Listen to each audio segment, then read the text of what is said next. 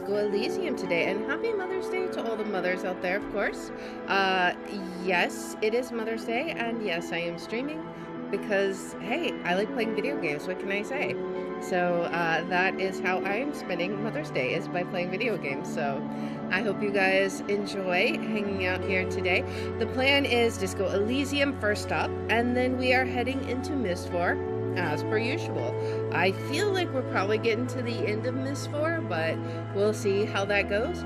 But anyways, when we last left off on Disco Elysium, we had a body to autopsy, so that sounds fun. A good way to start our Mother's Day adventure is with an autopsy. So let's go ahead and hop in and see how this goes. Should be fun. Hope everyone is doing wonderful today. Okay, so we have finally gotten that body down. And obviously Kodo is not throwing rocks at it anymore. I'm kind of curious what he has to say. I feel like it's gonna be just full of the usual potty mouth, but let's go ahead and give him a talk and then we'll do our autopsy. Now let's see. You missed a good show before. A kid came by and completely fucked the tree to pieces. He fucked the tree up. Fucked it good. It was porno. Right. You need to act decisively. It's Kuno. Use Kuno words. Stop using the K word. It belongs in the past. Total retards use language like that. Congratulations, Kuno. You just made yourself a retard. Oh yeah, kids, non-approval, but don't you mean those are kept? Wish I could have been here to see it. Now I have some other questions. Let's see. So what would we say? Like, I feel like I feel like these are not gonna have a good response. This one, we don't really want to encourage that. I think we'll just say, because we wish we could have seen him taking the body down. We said that much before. So let's just say this. Wish I could have been here to see it. Now I have some questions. Shit that shit at Kuno, Pigo Nort. Okay. Well, I don't know if we have any questions now. I was actually just curious if you'd say anything new. Do we have any more questions about the crime scene? Yeah. The kingdom of Kuno. The fuck do you want with it? Let's see. The ladder, ever climb it? Look at that fucking shit. You're trying to get Kuno killed. So you would say the ladder is unclimbable? Fuck does Kuno know? Kuno's not a fucking acrobat. Nope, but he sure is a potty mouth. Kuno knows the ladder is unclimbable. Okay. The lieutenant takes a quick note in his notebook. Alright. It's a trap, Kuno. Don't climb it, Kuno. Okay, I might have questions later. For now, let's talk about something else. Yeah, whatever. Kuno doesn't give a shit. Alright, I'm off. Kuno doesn't fucking care. Of course he doesn't. Alright, now that that unpleasant little bit is done with, let's go ahead and look at this body. I'm curious. And he really ripped it down. Among the remains of an absolutely demolished pinewood branch. It's gently laid on one side. A beautiful wipe a tear from your eye. Well, it's down. Celebrate in a more reserved manner. Yeah, we'll celebrate in a more reserved manner. Nothing is too organized. The victim is ready for a field autopsy. Okay, a field autopsy? Yes. 1. Investigation of the scene. 2. Initial examination of the victim. 3. Field autopsy. 4. Transportation of the body to the morgue. We are number 3. Okay, The RCM's 4-phase murder scene processing manual. got it, got it. The fuck are they on about? Cop's gonna cut his shit up. Alright, don't we have someone else for this? A doctor? Got it. Let's see. Do we not have a doctor? No, you and I are detectives. The honorary rank of detective signifies our ability to handle the entire incident chain, from autopsy to cleanup to social, everything. Okay, wait, honorary rank of detective? An honor and a burden attached to your rank once you've proven yourself able. Usually after 5 to 8 years of field work. Mine is lieutenant detective. Okay, well, yes, I feel like a detective. You are. Your station would not have assigned you on this case if you weren't. Now, The lieutenant adjusts his glasses and takes a deep breath. All right. First, what exactly is a field autopsy? I assume we have an well, idea. officer, you know what a field autopsy is. You've done 100 of them. What Okay. you do know is, at 18.9 kilometers, the dormant shield volcano, Corpus Mundi, is the world's highest summit, and the failure of the 30th single, Epui Descent, to crack the top 20 was the death knell of disco. But what a field autopsy is, you have no idea. Okay. Do you have another pair of gloves? Unfortunately, no. Okay, I have gardening gloves. Maybe they're enough. They are better than nothing. Two, All right. I perform the anatomical side of things while you write tables. We just fill this in, right? Show them the red field autopsy form in your ledger. That's right. Okay. Nice. Yeah, we got this. We're smart. Okay, so open your ledger at the field autopsy form. The dead man stares in silence as you crack open the ledger. The bright red paper is covered in boxes and lists, describing the condition of his skin and organs in 3 parts. Okay. Above those, an 11-field info form needs filling out first. It begins with Begin. Number 1, assistant. That's you. Write down the initials HDB. Harry Dubois. Let's write HDB. Maybe? Because we think that's our name. the corpse is indifferent to your scribblings, just lies there. The next box says Number 2, coroner's case number. KK57-0803.0815. All right, got it. KK equals Kim Kitsuragi. 57 equals Precinct 57. Okay. Followed by his date, 0803, and time of arrival, 0815, on the scene. He's indexed the case after himself, not you. Okay. That's because he doesn't want to bring up the messy question of your initials. Shouldn't we file the coroner's case under me? Technically, I arrived at the scene before you. I think we just write it down. We just go with it. Next, Number 3, name. we've heard the nom de guerre, Lely. It's better than nothing. All right, so we write Lele, nom de guerre. What's next? Date of birth? Number 4, date of birth. Yes, we're gonna nod. NA. Okay, number 5, age. Roughly 50. Okay. Try 40. The damage is so extensive, it's better to err on the young side. All right, I'm gonna write about 42. He nods. Okay, number 6, race. Mondial.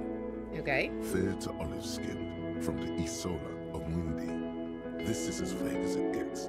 You might as well say whitish. All right, well, we write it down. I mean, it's The pudgy fine. mess of curdled meat looks neither mondial nor anything other. Number 7, sex. Fucky, fucky. Of course, Male. male. Indeed. Pigs can have sex. Right, male. Nor does he look male, with his pregnant belly and indistinguishable face. Okay, number 8, date of death. We're still going with March 4th. 51. Okay, so write that down. Now, body identified by is non-applicable. 10. Case number is the same as the coroner's case. Okay. KK 57 0503 0815 listens motionless, with the cargo belt still around his neck. Only All right. one box remains. Number 11, evidence of treatment. None. At least not after the initial examination.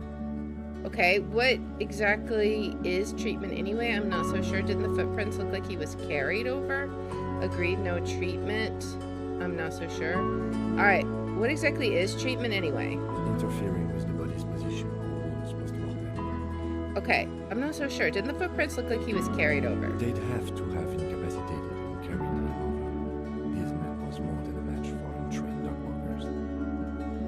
He places his hand on the dead man's chest as if in The preparation. central nervous system recognizes this gesture. Vibrations of the breath. Ecclesiastic, religious in nature, a holdout from pre-DeLorean burial rites. It takes him 2 seconds to perform. Then, We should start the post-mortem. Alright, turn the page. the corpse cannot feel Kim's hand on his chest. It no longer meaningfully interacts with its surroundings. A thicket of boxes and lists on red copy paper tries to answer why. Okay, external examination summary. Clothes.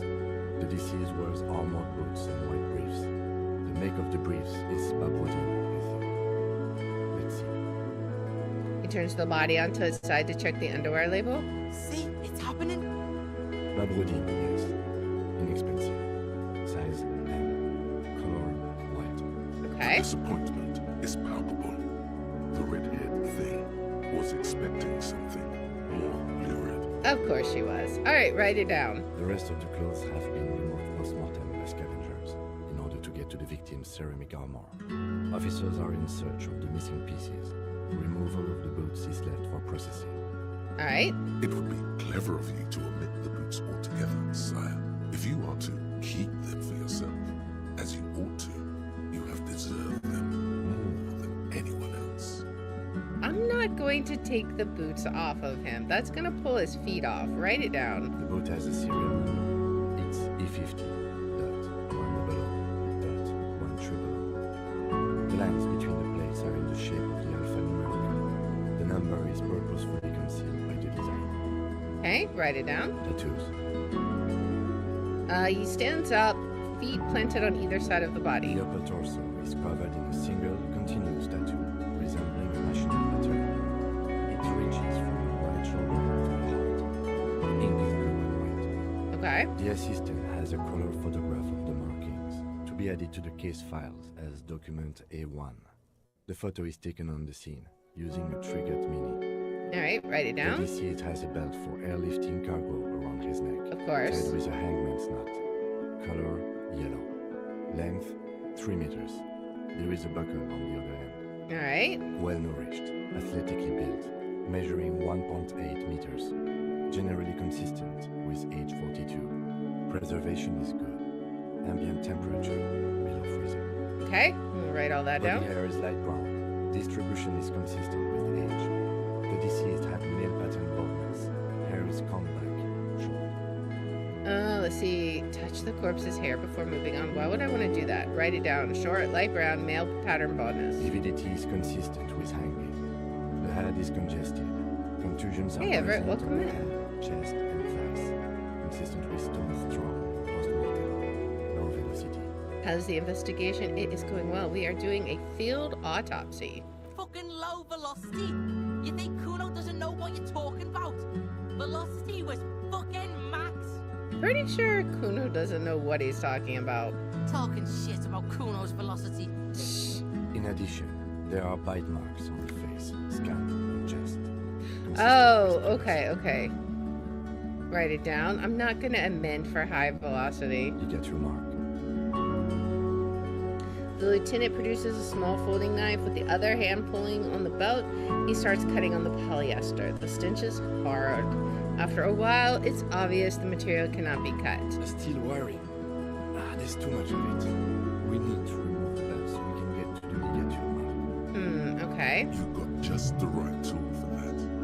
The chain cutters. Okay, so good thing we got these chain cutters, both the rubber grip cutters. Always good to think ahead. Now, He points to the rope squeezing the dead man's neck. we need to cut the belt to see the ligature mark below. Carefully, with as much precision as you can. Oh man, this isn't gonna go well, is it? See, my pig is gonna fuck his head off. Okay. No, he ain't. Your pig's a boring fuck. Okay, look for a good spot to cut. The belt is equally tight around the whole circumference of his neck, swelling over the edges like white bread rising from the east. The knot is the weak spot. The chain cutters fit in there, steady now, like a flower arranger. 2 cuts and it should come loose. Okay. So,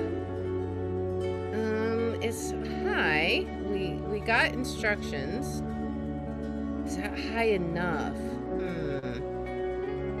We could possibly put a skill point in physical instrument. I think we do that. We put 1 point in there. Let's see. Now we're at 83. That's pretty good. Hopefully that's good enough. After some Good. preparation, you sink the cutters into the knot tying the belt together. You squeeze the rubber handles together, sweat forming on your brow. Alright, press down. Snap. The knot is slashed. Another cut, and the belt falls apart like a flower bouquet, revealing the dead man's neck and the dark red ligature mark around it. Alright. The rope rises to a point, leaving a gap in the ligature mark. Okay. The suspension point is in the back of the neck. Of course. Lieutenant has kneeled closer, running his finger along the dark red groove until there's a gap. Hemorrhaging is observed on the skin, above and below the ligature mark. The mark is well pronounced, consistent with a drop from 1 or 1.5 meters. Okay, let's write that down. Chest is intact, normal contour. Abdomen is protuberant, pelvis intact, genitalia. He pulls down the man's underpants. Kuno is gonna go crazy. No! Let's get up and see! I fucking knew it! Genitalia is male and unremarkable. No evidence of injury. Okay, write it down and move on. Back is symmetrical and intact. Upper and lower extremities are intact, but asymmetrical. There are combat injuries on the right hand, thigh, and hip. Alright. In addition, I see smaller residual scars, too numerous to count, covering about 30% of his skin. Okay, probably from his lifestyle as a soldier. Wounds sustained over 2. Right. decades. Dispersal and accumulation indicates long and active combat duty. The scarring is extensive, way more than a law official's. We have a real museum here. Of battles, wars.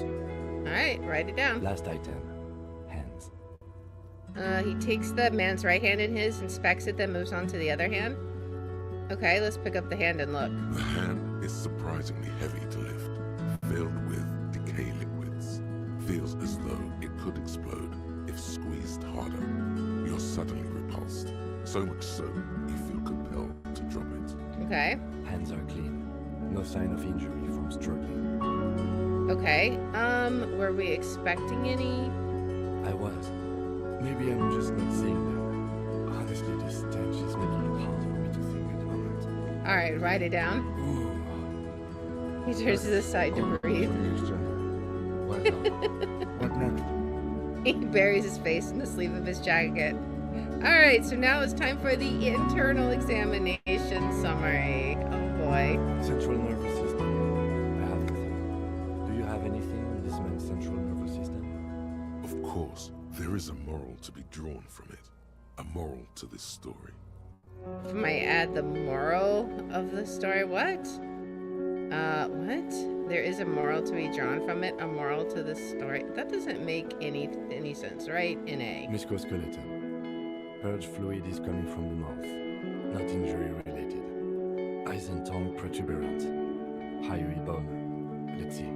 Okay. With his eyes almost closed, the lieutenant puts his hand on the dead man's throat and begins to massage it. Gently, a rotting smell erupts from the mouth. Purge fluid runs down his lips, black and viscous. Gross. You hear cracks as the lieutenant moves his sharp fingers inside the flesh, like the creaking of an old house at night. Okay. Yeah, jack that fucker off! That's not what's going on here, The lady. hyoid bone is fractured. The rest of the musculoskeletal system is intact. Unremarkable. Okay, write it down. Respiratory system. Alright, so back hunched as if in prayer, he begins to pry open the dead man's jaws. He stops to exert more force. Both hands are Oral used. cavity shows no lesions. The victim has received dental implants, possibly after a combat war. Mouth smaller. Hemorrhaging present in mucous of the lips and mouth. Look inside his mouth. No scream, no sigh of relief rises from the darkness inside. It's humid there. Sickly sweet air, unlike anything living. You feel like you're about to throw up again, straight in that mouth of his. Okay, write it down and move on. Why, don't we have anything? Are you a hepatobiliary expert? He looks at the corpse's stomach with a mixture of tiredness and disgust. Hepatitis, liver, and biliary, the gallbladder and bile ducts. I don't think so. Neither am Alright, write in I. A. Same for toxicology and serology. NA. Okay, write it down. Cardiovascular. The body exhibits heavy lividity. Blood has gathered in the hands, feet, and neck. Hypostasis is visually consistent with the hanging. Okay, write it down. Gastrointestinal. He breathes a sigh of approaching relief. This is the last field on the list. He looks around to the ground, the pool of feces there. This will do. Digested semi-solid food in stomach. Voila. He touches the corpse's bloated lower abdomen briefly. Write it down. Omit the voila. What's next on the list? Number 3, description of injuries summary. Let's see. We have bite marks, contusions on head and chest, and a ligature mark encircling the neck. You'll need 3 fields. Leave a 4th one. 4th one. Thorough if you want maximum results. Okay, bite marks. Head, chest, and scalp bite mark injuries. Predation by birds has caused damage to the body. Odontologist does not need to be consulted. Alright. And your opinion, officer? Beneath the description there are 2 boxes waiting to be ticked. So bite mark injuries, that is not fatal. That's post-mortem. Agreed. Next injury? What's the 4th injury filled for? Nothing. Just in case. Okay, contusions. So, the scalp bleeds from a post-mortem head injury. A stone. The injury does not have the ring of an early inflammatory response. Perpetrator on the scene has confessed to causing it post-mortem. Yeah, that would be Kuno, right? At maximum velocity, bucko. Of course. Has confessed to causing it maximum velocity. Write it down. Coagulated blood sticks to the scalp and chest, where the countless stones have hit the dead man. Beneath the description of injury, 2 boxes. Okay. Let's do our hydrate break real fast. Get my water.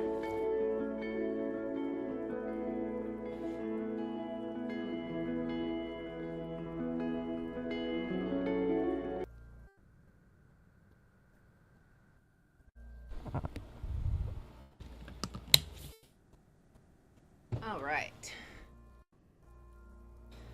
So this is non-fatal post-mortem. Right. Next. Ligature mark. Finish the autopsy. A dark red abraded ligature mark encircling the neck, with a gap on the nape measuring, let's say, 7 centimeters. The hyoid bone is fractured. The cervical column intact. All right. I see hemorrhaging on the skin, above and below the ligature mark. Depth of the mark, 1 centimeter. No signs of clawing on the neck. Okay, let's write it down. Below the note, 2 customary boxes wait to be ticked. The man's head jerks to the side. The ring around his neck is visible. Think for a moment. There's time. Don't rush. All right. Hyoid bone is fractured. Cervical column intact. Do we think he was hanged? Is that what killed him? I don't know. The cervical column intact. No sign of clawing on the neck. Like, I don't know. Do we think that's post-mortem? Like, everything keeps saying, like, he was carried here after he had already been dead, right? We could totally be wrong about this. What if we say non-fatal post-mortem? The lieutenant falls silent abruptly. Why do you say that? I don't think this was the injury that killed him. I'm serious. Okay. Why don't you think it was fatal? Why weren't his hands tied? A big man like this, I would tie his hands when marching him to the gallows. Honestly, I'm not sure there weren't marks on his wrist. That part got blurry for me. Stench. But you're right, I was ready to call this. Now I think we should leave it empty, at least for the time being. Okay. Let's wrap this up. I pronounce this field autopsy over. All right. He produces a small plastic roll from his jacket, a body bag. Let's wrap this up. All right. So, first, how did it go? It was an irregular field autopsy. We did not establish cause of death, which is supposed to be the goal of an autopsy. But, personally, I do not see this as a parameter for success. Okay, what else? We were thorough with the list of injuries, too. We described them all in detail. What is there to say? Given the circumstances, it was a professional field autopsy. Okay. Oh, yeah. Well done, Master Detective. Maybe All right. a drink is in order? Absolutely not. You're on the wagon, sir. What now? Let's I conclude need a it. copy of that autopsy form. Then I will drive him to Faubourg All right, let's rip out a copy. for processing. He looks at the dead man one more time, then at the slip of red paper in his hand, then at the corpse again. You tilt your head, also looking at the corpse. I'm sure we didn't get everything. There's always something. Tell me something, dead man. Shoot, Looney Rooney. Oh, enough? Okay. Come back later, Corporal. Let's Amuse see. yourself with my frank manners and my memento mori features. If Perception. possible, also, see me in your dreams. I would rather not. Can we give ourselves perception, or are we maxed out? We're not maxed out. Let's level it up. Does that help? It's even. Let's give it a try. You run your hands over the victim's cold body, his limbs, his torso with its swollen organs. Maybe you should be more thorough. Okay, let's look under his fingernails like Kim already did. His fingernails have turned dark. They're chipped and quite long. There is dirt under them. That's all. Do you think Okay. we missed something? Yeah, there's something we're not seeing. Okay, well, we are in livor mortis here. He is disintegrating. We need to refrigerate the body if we want to conduct another examination, and we need to do it fast. Okay, where do we find a fridge for the body? Hey, wasn't there a giant Yes, there iceberg was. sarcophagus below that building? Why, yes. Yes, in fact, there was. Now, detective, I've rarely been disappointed by the size of a giant iceberg fridge, but I think we should still take a look at it first. Make sure it's big enough before we carry him over. Probably a good idea. Let's move. With All every right. hour, whatever we are looking for in the deceased will become harder to find. Okay, so let's get back over there then. Let's see. We need to... Can we... I think we can get in through the door now, right? Because we have a key card. So let's see if we can find out. It should, in theory, be big enough. Also, it's been... The power's been turned off for a while, so the other freezer may have defrosted enough for us to get, like, that data disk. We'll see. Alright, so, let's head up here. Can we get through there from here? I forget. I think we might can. Because we should be able to get through the door now. Or can we not? We might have to go the normal way, right? Alright, let's just go the normal way. Back through... let's see. We gotta go back through the hole, right? Right here. What was this? I don't know. Alright, let's just go back around this way. We really can't be wasting time. It's already 8 o'clock. We have an appointment around 9:30, so we need to hurry. Let's run around. Let's see. We can just go around this way, I think, now that we got the key card.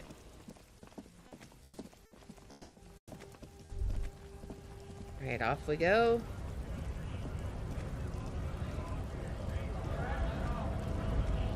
Up. Up and away. Alright, and we should be able to go through here now. Yes? Yes. Okay. And we want to go here.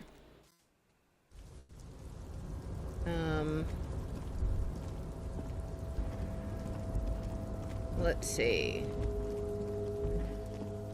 Where did we go? Oh, it wasn't here, right? It was around. Let's go down here. What was this? A composite eye of halogen light watches you, emitting a low buzz. Alright. Let's head on.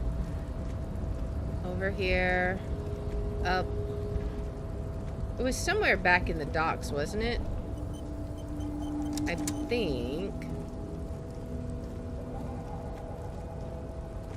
Maybe back here. Through here. Or was this just his office? I don't remember. This might have been just his office. Okay, I think the other one was through the bookstore, right? So we need to go actually through the bookstore. I wish there was like a fast travel in here, so we could get there quickly, but we're just gonna have to go a bit of a roundabout way. Alright. Because I totally forgot where it was.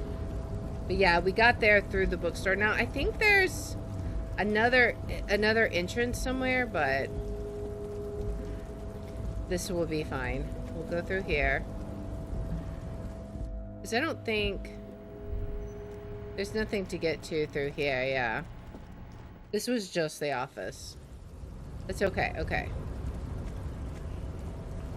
Alright. We'll run down. We really need to get to the bookstore. Now let's book it. It's getting late. Hopefully, actually, it's not. We can get here through here, I think. Right? Yes. Now that we've come out there. All right. So this is where it is. Let's check this one first. This orange machine is dead still. It has a hand-cranked ice cream churner and an electric freezer. The ice around it slowly melting. It's probably still not going to better grip with pry bar not strong enough. Turning the crank feels oddly satisfying, like stirring your childhood dreams. We could try In the this. distance, you hear water dripping. We could try it, but I don't... 3% is like basically impossible. Let's go up here and see. Let's check the bear. The bear's eyes are dead and empty. Ice inside the fridge slowly melting. The power has been cut off. So what do you think of this fridge, Kim? It looks big enough for 2 corpses. It's certainly an eccentric choice, but it's more than big enough and cold enough. Honestly, it's perfect. All we have to do is plug the fridge back in. Alright, let's go do it. Let's go plug it back, and then we will go back to the corpse, I assume, and transport it. So, Both cables are unplugged from the breaker box. plug back in the A giant red electric cable. mammal awakens. The dead body is going to be safe in the embrace of its cold innards. Right. Okay. The owners of this building will just have to keep paying for the electricity sector by this monstrosity a little longer. Let's return to the fridge. Okay. Let's head back there. See what we can see. The bear's eyes are still glowing red, watching over all the ice cream wrappers hidden inside its belly. Okay, the fridge is plugged in now. Will you help me with the body, Kim? Of course. I'll take the head, you take the feet. Alright. It's not going to be the easiest thing in the world, but we'll manage. Alright, let's do this. The body is heavier than you expected and stinkier.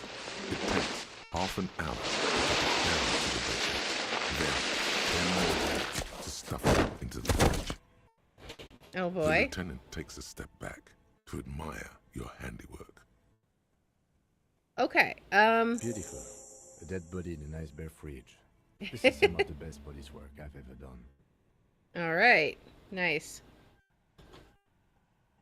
You have created an ice bear sarcophagus. Really? You think that's good work? Let's see. I'm not sure I believe you. Behold, we have created an ice bear sarcophagus. Talk of the ice bear sarcophagus. You must not leave this room. I think this is a glorious achievement. People need to hear about it.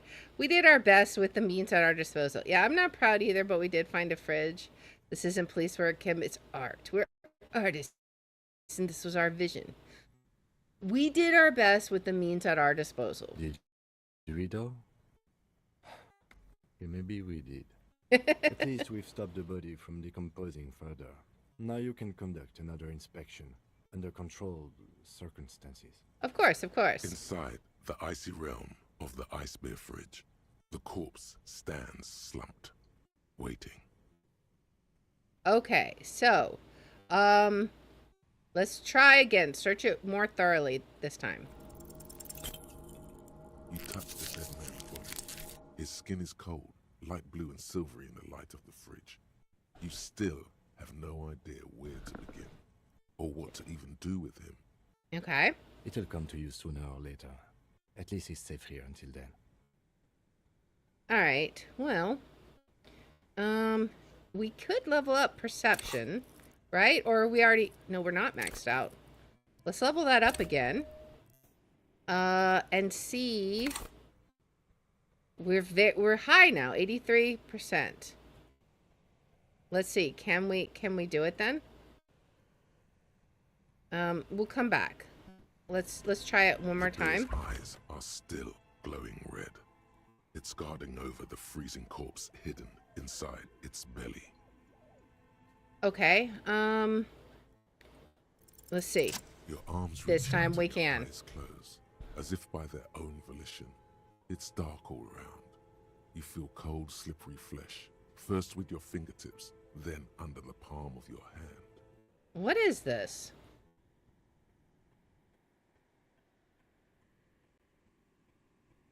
His face, his cheeks, his nose, his fat, swollen lips. Like a spider, your hand crawls over his features. Everything is silent. What are these options? Squeeze his nose, crawl up his nostrils, put your finger... What? Okay, let's start with squeezing his nose. You pick it between your fingers.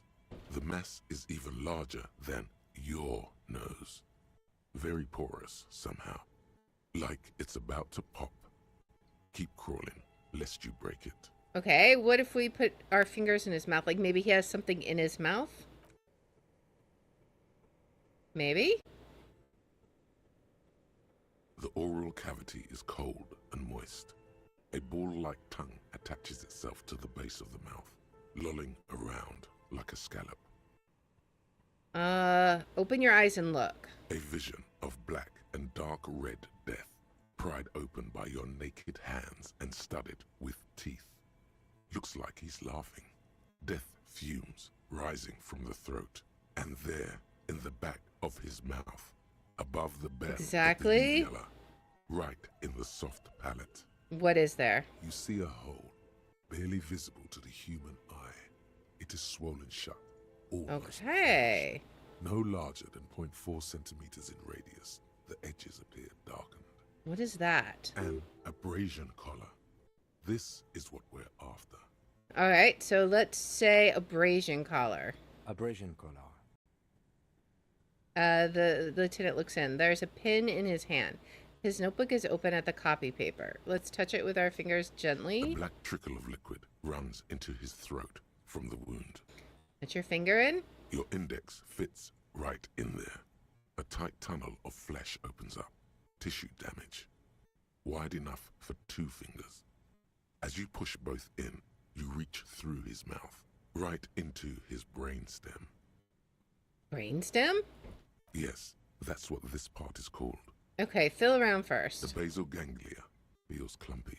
What entered here has torn apart his reptilian complex. Okay. This man will never sleep again. Never wake. Okay, let's push deeper. So somebody like basically crushed his brain. Your fingers slide into the remains of his limbic system. There is no resistance. It's gelatinous. The slug-like structures are damaged too. The tearing extends deep into both hemispheres. Somebody fried his brains. This is what he used to regulate his emotions with. There's a cavity cut right between the The hemispheres. lieutenant answers with the sound of his pen on paper. All right, push deeper. Your fingers are all the way in now, reaching toward the inside of his skull. The cavity goes further, but the entry wound isn't wide enough for the rest of your hand to follow. Wriggle in. Your fingers reach toward his skull. His cerebral cortex feels like jelly. Cold jelly. Strange fluid I feel streams like- down your wrist as you push deeper until you feel it on the tip of your finger. I feel like that's not what a brain is supposed to feel like. Sharp, serrated material. The edges cut right into your skin. I feel a solid object right under the skull. Can you get to it? He searches his pockets for something. Let's inspect the skull first. There's a tiny crack, a protrusion in the cranium, right in the back of his head. Your finger must be pointing straight at it from the inside. Okay. The object that is in there stops just short of the skull, in the encephalus, knocking this tiny fracture into the cranium. We have the makings of a very small exit wound here. All right. Now we have exact... this is going to be very, very easy, apparently. Fish it out.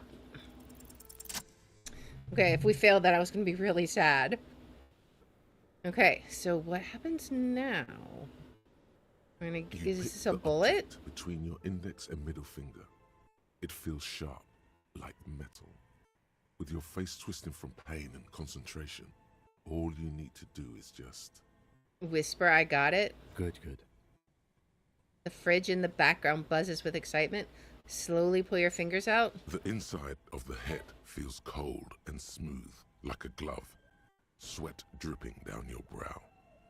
Careful not to lose the prize between your fingers. Be very careful. With a plop, your hand emerges from the mouth, covered in blood up to the wrist. Between your fingers, a small flower, a blossom made of lead. He was shot in the head. A bullet. Okay, drop it in. As the lieutenant pulls a small bag marked evidence. He was shot. Hanged as a cover-up, but he was The shot. bullet falls in the bag, leaving a smattering of blood on the plastic. He raises the bag under his eyes and says, A non-caliber rifle. Some kind of brittle alloy. Fractured on impact. Okay, why would either of these options be appropriate? Can I have it? Keep it, Lieutenant, as a gift? What? Why? I don't want to say either of these. It should stay in evidence. Well, he's got the bag, so keep it as a gift. No, you deserve it. We can log it later. Okay.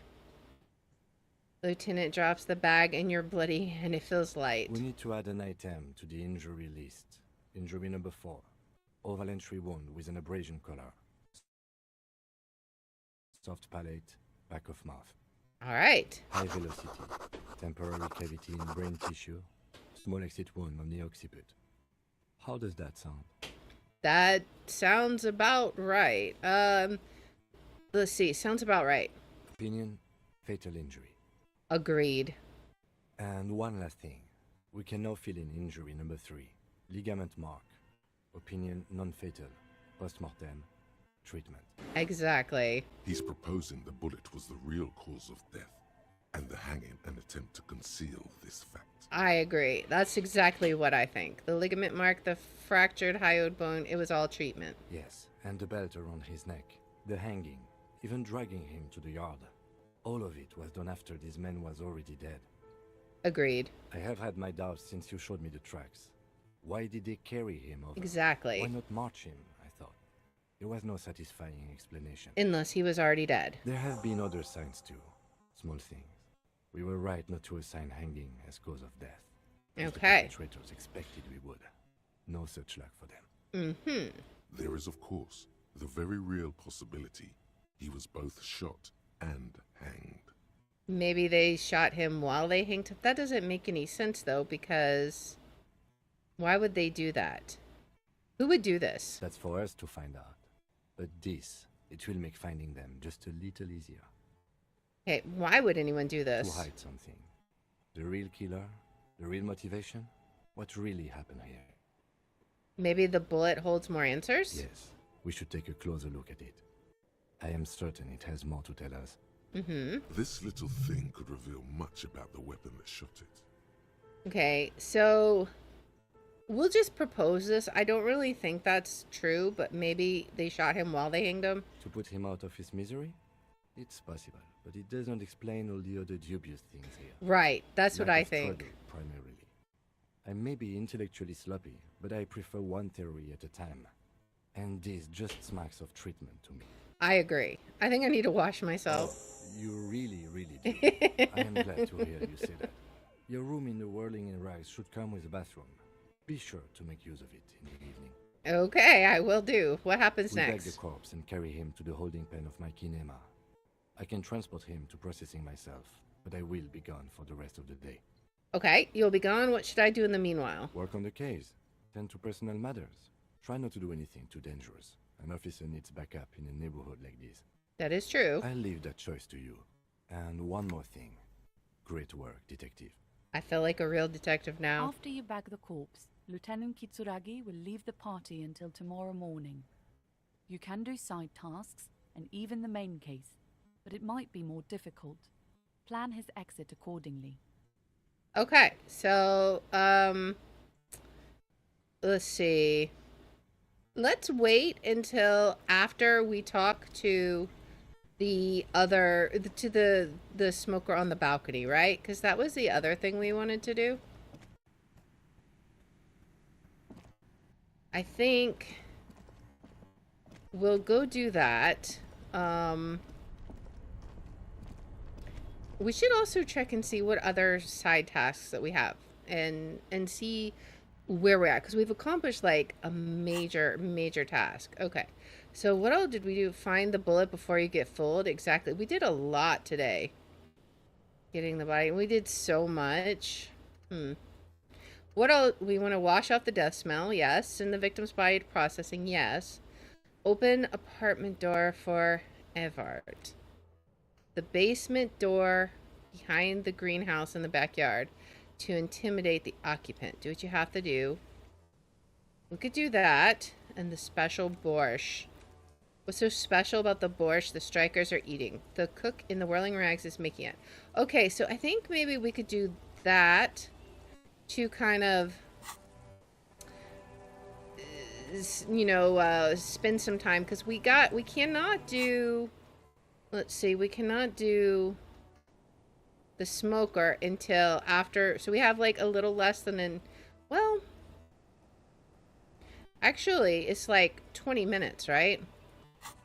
Yeah, 20 minutes. I wonder, can I wash up now?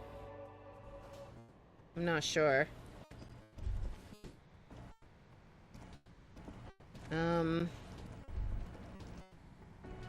Maybe we talk to the cook and see.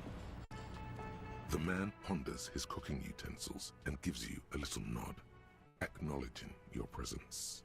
Do you know what's behind that door? Let's talk about the blue door. He looks up at you, then looks away quickly, shrugging and muttering something to himself. Okay. Shrugging is an international sign for, no, I don't know what's behind that door. Leo said you're friends with Manana. Is that true? The mention of Manana gets his attention. He smiles and delivers a whole slew of unfamiliar words and lively gestures. Then he falls silent again. Okay. What's in that pot? So this is the borscht, right? The man says a couple of sentences in that strange language of his, and then seems to wait for you to speak. Okay. I'm pretty sure he asked you a question. He doesn't know your language. You can just say something cool in return. Mercury rising, run your fingers through. Let's just, sorry, I don't understand you. Just one word. Sounds quizzical.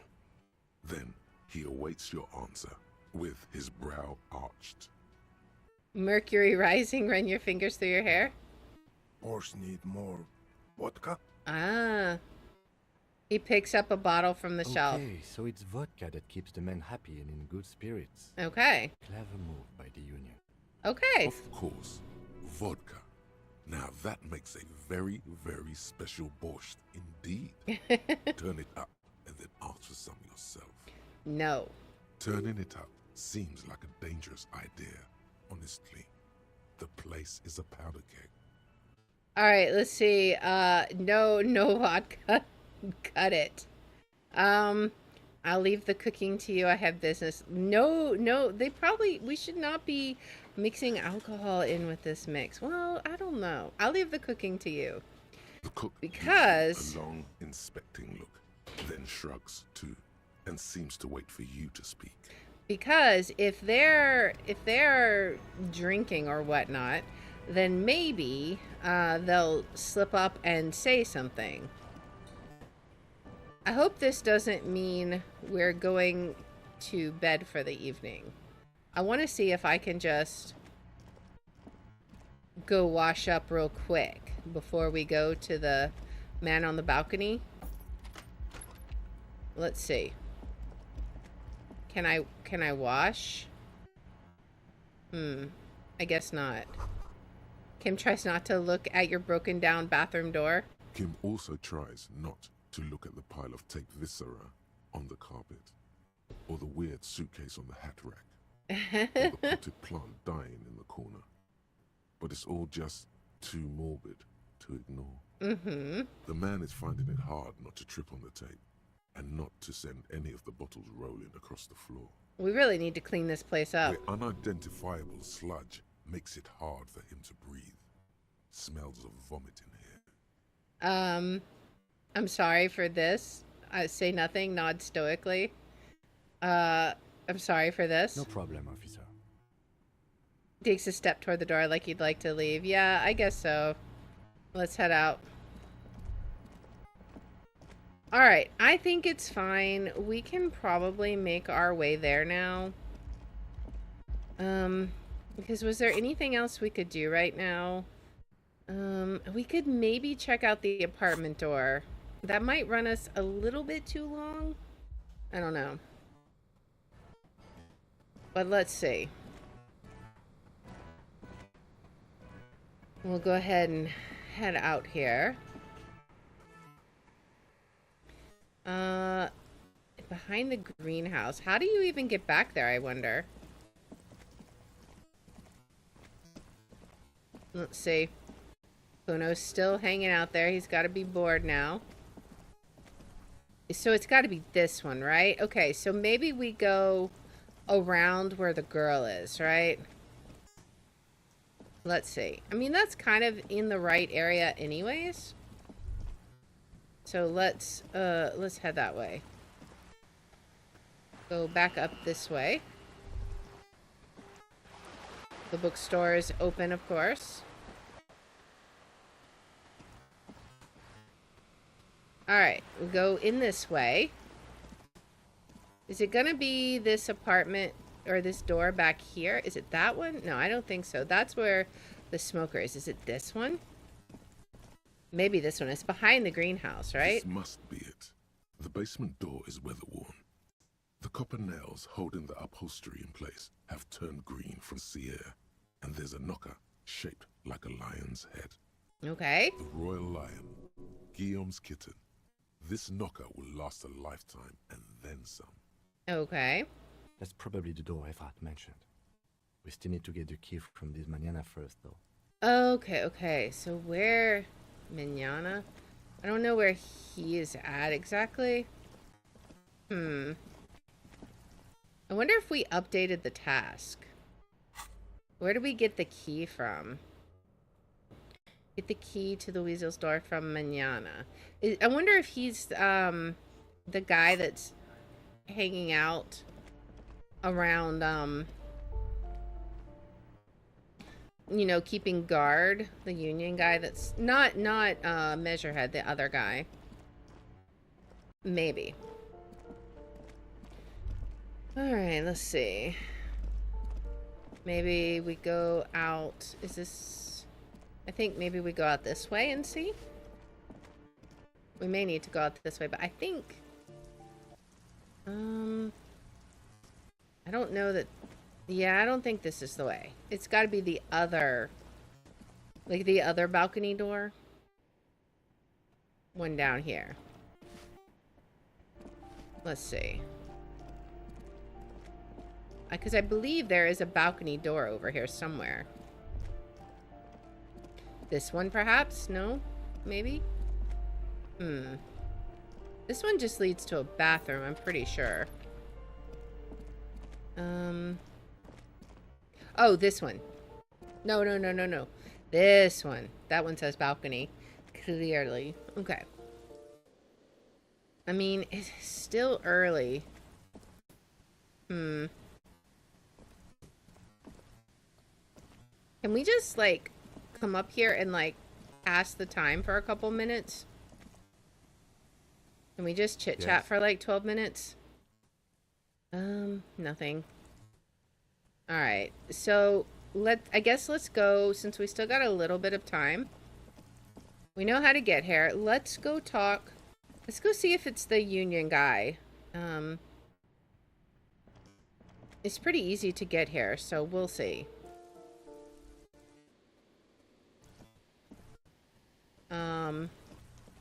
Let's go get the key. We gotta run all the way back around, though. We're doing a lot of running today because we're trying to finish it up in time so that Kim can go do his thing. What is this? There's something down there? Can we see it? I don't know what. Alright. Let's go around this way. I think... I don't know. Let's go see if this is him. Because if it's not, I'm not sure who we're looking for. But let's go talk to him and just see.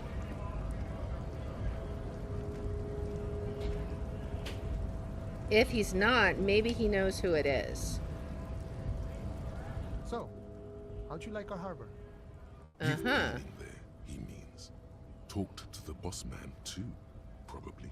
It's but a rest area on the path leading across open plains. Okay, then turns to a wide smile adorning his face. Right. Yeah, it We is talk to the Manana. boss, eye to eye, like men of the plain. If you have any more questions, I'm set to talk. Everett said you had a key to the door. A key, huh? What door is this key supposed to open? He said it belonged to a weasel. Oh, say no more. I got you. He taps the side of his nose with a little wink. I got that key right here. And let me tell you, it's mighty good of you to help us out during the strike. Working class solidarity, as they say. Let's see. I saw an opportunity and took it. I'm a hustle grinder. I heard something about a weasel and it didn't sound like a local polar weasel, if you know what I mean. Wink. I'm not opening this door for myself. I'm opening it for all working men. I'm not really doing this for political reasons. I mean... I heard something about a weasel and it didn't sound like a local polar weasel. We'll just, we'll play along. Polar weasel? Oh. I know what you mean. I'm pretty sure he's actually Occidental, though. So you're gonna be committing fratricide, my racist friend. What is, I don't even know what we said. Whoops. What you're looking for is a basement door behind the greenhouse. That's behind the wailing in rags. That's all I know. Our organization is what you call compartmentalized. Means we keep out of each other's business. Okay. Okay, but where did you get the key from? The janitor gave it to me. Nice fella. We talked about life and things that really, truly matter. His gaze wanders off into the distance. None of this mess we're in. This jiving and juggling. What's it for? To feed our children, I guess. Anything else I should know about this task, the weasel person, when he'll be home? I'm more of a philosophical dock worker. I like to talk about the big picture stuff. Who I am, who you are, what we are fighting for. The man takes a big sip from his flask. He means he's not going to tell you because he doesn't know. But he will shoot his mouth off with you now that you're working for Everard. Okay. Actually, do you know anything about the Hardy Boys? Los Ardis? They're an independent militant group. A bit too high-strung, but it comes with the responsibility. Okay. They're sort of like you. Preserve the rule of law and all that. Except it's Everard's law. But really, they're just like you. Okay. Any idea who killed the hangman? The mercenary, eh? Who could have killed him? That's indeed the question. Why even do such a thing? Let's see. The merc was hanged with a very specific type of cargo belt, one often used in heavy transport areas, for example, harbors. The harbor is a prime area of suspicion. In your opinion, are the dock workers involved in the killing? Let's go with the first one to make them think that we think it's hanging still. What a thought. Why would noble workers resort to such a thing? Unless they were pushed, of course. Pushed how? Your dead guy was an enemy combatant. Hold up, what does that mean? He was an agent of the opposition, attempting to undermine our honorable efforts. Did you kill him? I ain't the murdering type, but that's just me. Large organizations like our union have all sorts of men, with all sorts of skills. That's true. He's not lying about not doing it himself. Okay. Understood. This has been of limited use. Still, thank you. No Okay. problem. I wish the best to you in your search. Sure, I'm glad it's not my search. Alright, why are you striking? We're negotiating our share. Your share? Aye. He seems pleased with himself. How large a share would you like? All of it. However, right now we want all the harbor workers to be on the company's board, so they could take part in the decision-making process. Okay. This seditious talk sounds like communism. Just so we're on the same page, communism is basically wanting to kill the rich people or deporting them to a labor camp in southeast Grad. But don't say that out loud if you're a communist. Let's see. The bossman Everett. What can you tell me about him? I think it's best you make up your own mind now that you've met him. In my eyes, he is a capable organizer and a decent businessman. Okay. What does the union, bossing the union entail I anyway? guess you kind of get to be the village chief. He oversees the harbor, makes deals with the owners or other relevant parties, watches out for his own. By Okay. that, you mean corruption? By heavens, why would he not be corrupt? We live in a harsh and disordered world, see? And in this world, the old man is corrupt for our benefit. We know Oh, it. of course, of Appreciate it course. even. He is, personally, not too lavish. You're right. He's very aesthetic. Okay, he's reasonably lavish, sure. That's his prerogative. It's not like you want a saintly demeanor on a corrupt motherfucker. That Mm-hmm. would be a manipulative illusion. Okay. Besides, there are no non-corrupt systems in the world anyway, and moralism is the most corrupt of them all. This man has political theory, and it has not failed him today. All right. Are you a communist? No. I don't think I'm a communist. Seeing something of value and saying I want it all to myself is a much older and simpler notion. No science to it at all. Okay. Even a weak child can think it. The only things holding someone back are I can't and I shouldn't. Okay. Right. You shouldn't take what's not yours. Cool. I don't have anything to add to And I'm that. the above kind of man. No harm in being that. Okay. You seem to have spent a lot of time thinking about the political Sure. situation. I've had the necessary free time. Eh, Fortunately, there's always time. okay. The look in his brown eyes conjures up an understanding. For him, having command of his time is the most important thing. Okay. It all comes together now. The way he speaks about scabs, his general attitude. He's a follower of a 500-year-old Franco-Nigerian Boyadero code, itself an appropriation of Vespertine cool. Okay. That of a noble peasant or a traveling herdsman. True to yourself, independent in your actions, loyal to your friends. It doesn't sound that cool. Sounds antiquated, obsolete, passe. It's not disco. Let's see. That of a noble peasant or a traveling herdsman. True to yourself, independent in your actions, loyal to your friends. Maybe I am that. No, Maybe. no. The man sits on the railing, his hands reaching far and wide. Yet it feels as if he could effortlessly go even wider, if need be. An endless torrent of time. Well, good talking to you. Gotta run. Alright, it is now just after 9. It's 21:05. So now we can finally go talk to the smoker on the balcony. So let's go see, now that we have a pretty good idea of what's happened to the body, maybe we can finally get some answers. Some actual answers before Kim has to go. I'm sure he'll be back, but this is going to be important, I think. Alright, let's go over here, and up we go. He should be back, so let's go check on his door. And then we can go check on the apartment. Okay, he's back. Alright. We have returned, sir.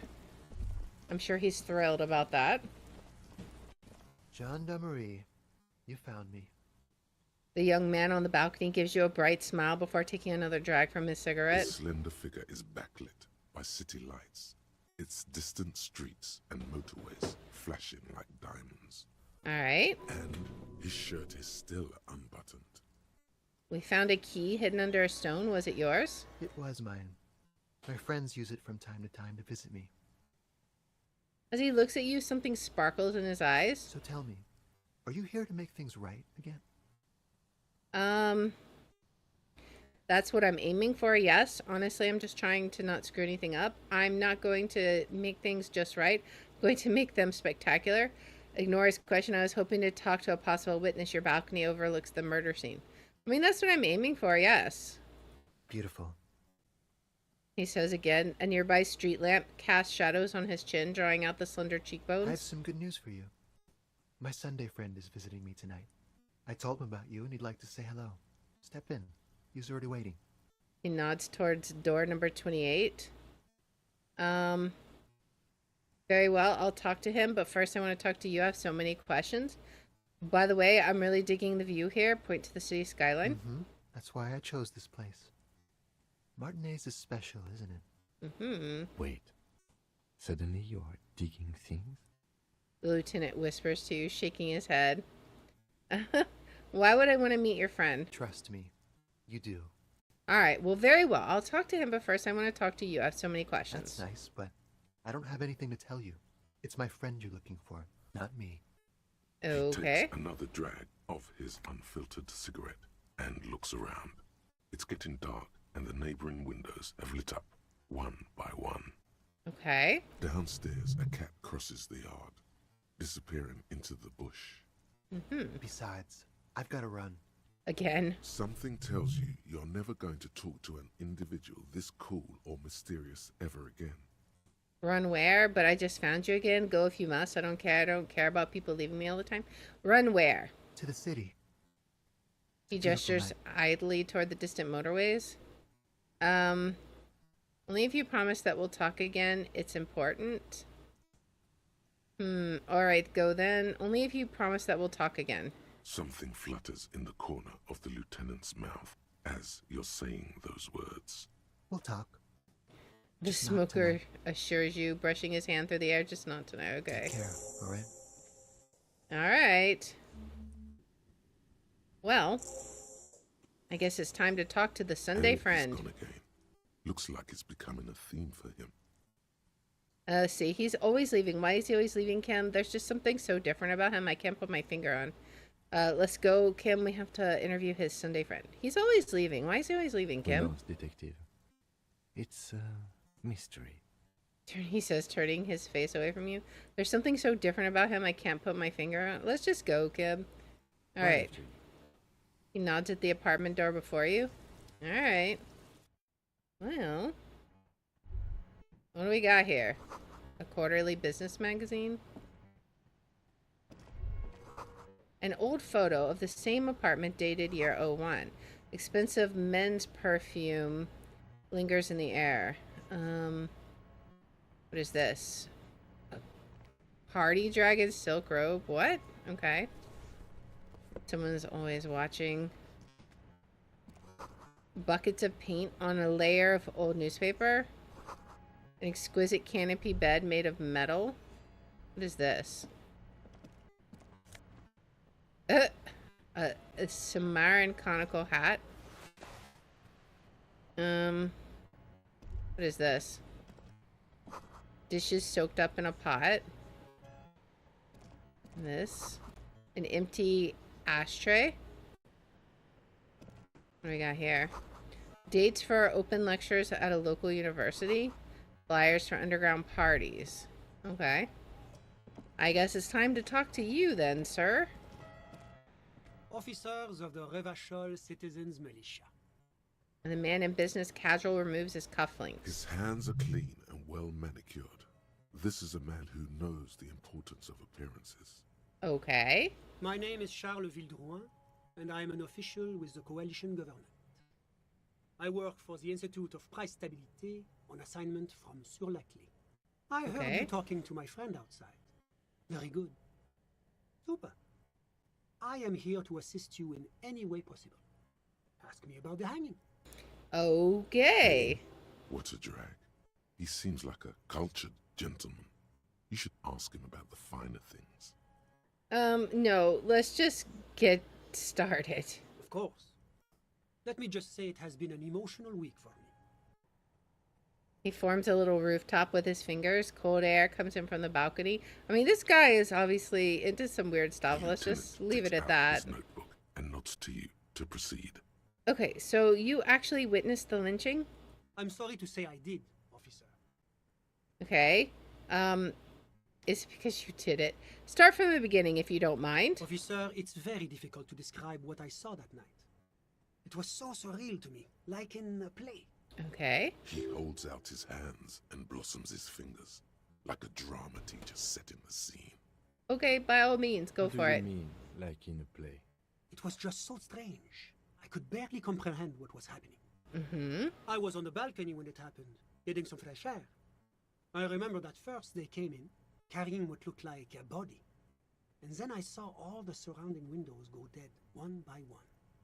Interesting. That's when I understood. I should not be seeing this. Mm-hmm. Sounds like the victim was unconscious, or at least incapacitated. Well done, detective. Okay, so who were they? Can you describe them? I couldn't see their faces well, and there were quite a few of them. But they were very loud and very Martinez. He pauses, looking for the right wording. Let's just say that the laboring classes can get rather expressive with their profanities. Yeah, we've met Kuno. How many were there? I couldn't tell you exactly. Less than 10. Maybe 8?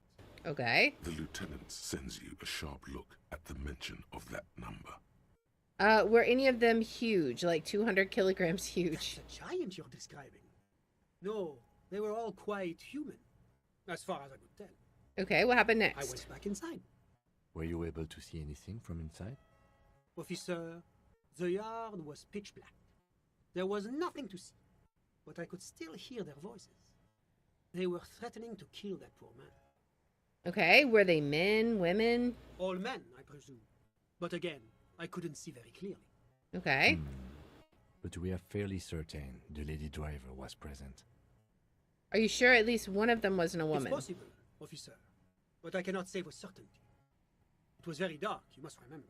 Can you tell anything about their ethnicity? I'm guessing not if it was I dark. believe they were mostly white, though I believe I saw 2 Areopagites among them.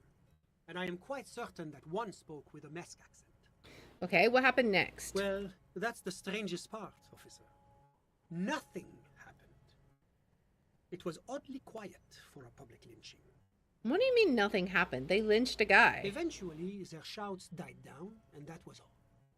There were no gunshots, no celebratory shouts, no anything. Okay. Why didn't you call the RCM? You're right, of course. That is what one is supposed to do in such circumstances. I was simply in shock. Okay, I guess that's fair. I'm afraid I don't have anything else to add. Okay. About what time was all this happening, approximately? All I can say is that it was late. So let me get this straight. You didn't actually witness the hanging itself, did you? No, I didn't see the corpse until the following day.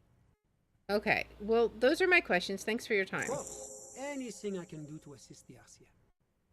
Okay. Thanks. I've got all I A need. moment, officer. Oh, Do you have everything you need from me? I'm afraid we won't have the chance to speak again once you leave. Why can't we talk later? It's against diplomatic best practices for an official in my position to be discussing murders with local militiamen. And I'm pressed for time. After you leave, I should be leaving as well. Okay. That's not the real reason he's so apprehensive. Men in his position shouldn't be seen loitering around in underprivileged young men's apartments in the middle of the night. Okay, well, thanks for the heads up on my work here is done. Of course. I'm glad I could help. Okay. Alright. Well, it's time to go. We asked him basically all the questions we could that were relevant, so I mean, it is what it is. Let's check our tasks. So we managed to... Alright. The smoking man. Did we do that? I don't know. Oh, there it is. No, read the watermarks. Okay. Alright. So...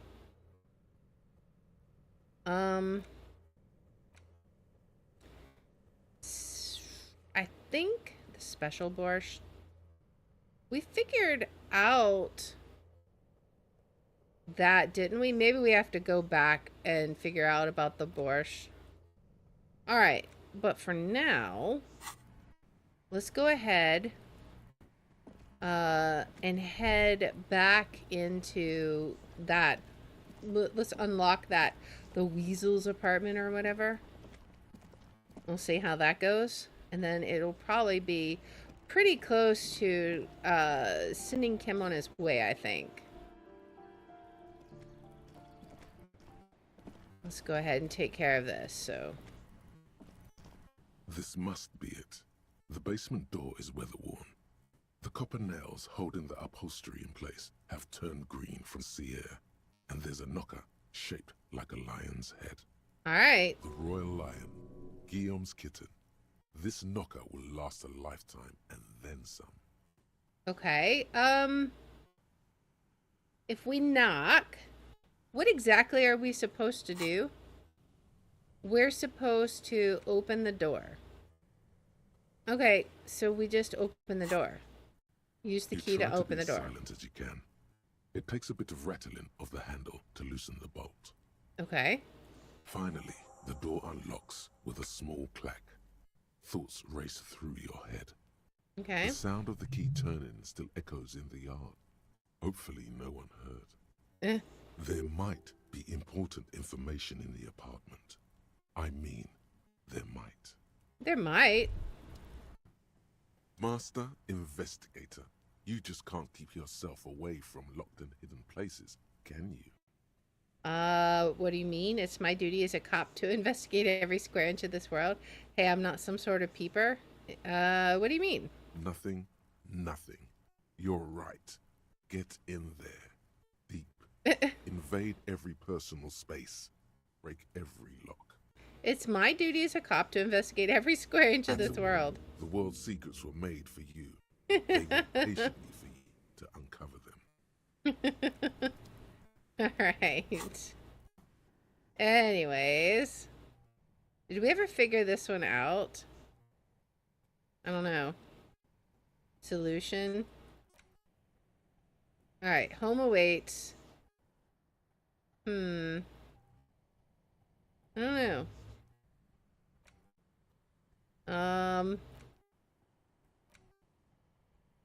Alright, the Jamrock Shuffle.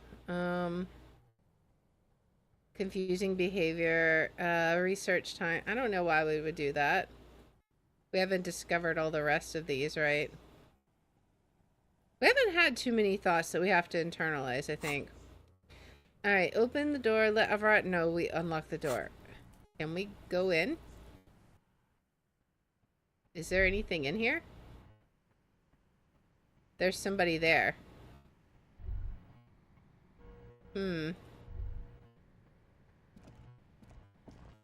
Oh, no, there's not. What is this? A row of mugs sits on the shelf. Each one depicts a human figure. A dark-skinned woman grinning amidst mysterious symbols. A broad-shouldered man shoveling potatoes, and others. Tap on the mugs. A little ring. Though cheerful, the images on the ceramic. I wonder if the one we found in the garbage match. There's something disdainful in the way the curves and lines of the bodies were drawn. What do I mean uncomfortable? It looks like the artist is celebrating diversity, but underneath, he's just making fun of these people. Cynical. I don't see these as stereotypes. I don't think I like the owner of this apartment. I don't know. I don't think I like the owner. No one's telling you to like him. You might learn something from him, though. Maybe? The lieutenant picks up one of the mugs, then puts it back down with a look of disdain. Mm-hmm. I'm beginning to feel better about breaking into this man's apartment. Whip out your yellow man mug and compare. Yes, your broken mug friend would feel very much at home here. The same humor. I bet it's his mug. Lines. There's the missing tin soldier. Mm-hmm. Whoever lives here might have used the whirling's container to dump his trash. That's true. And now they've drawn the ire of the Union. The plot thickens, as they say. Mm-hmm. An interesting little clue. Let's see where this goes. Clues have a way of magically connecting to other clues down the road. Let's see. Do you really think it's the same person who put the dead man's clothes in the trash? Who knows? I'm not expecting too much from these clothes in the trash lead either way. It might turn out to be some random local matter, but still, a nice coincidence. Indeed. You could ask Everard who this person is once you're done here. That's true. Move on from the mugs. Alright, what is this? Whoever lives here admires fair-haired fantasy heroes with big muscles. You can almost feel the warmth of the red sun on the flag. This is the flag of Revachol, the suzerainty. What's with the sun? This isn't just one sun, but there are little suns dancing around the big sun. This is the sevenfold sun miracle. What's the sevenfold sun miracle? It's an optical atmospheric anomaly the first settlers saw. Happens in cold weather. 6 small suns around the big one. This complex halo phenomena is how old Revachol got its flag. Okay, Lieutenant, the old flag of Suzerain Point. Mm-hmm. The tenant is an old-fashioned guy. Okay. By old-fashioned, he means very right-wing.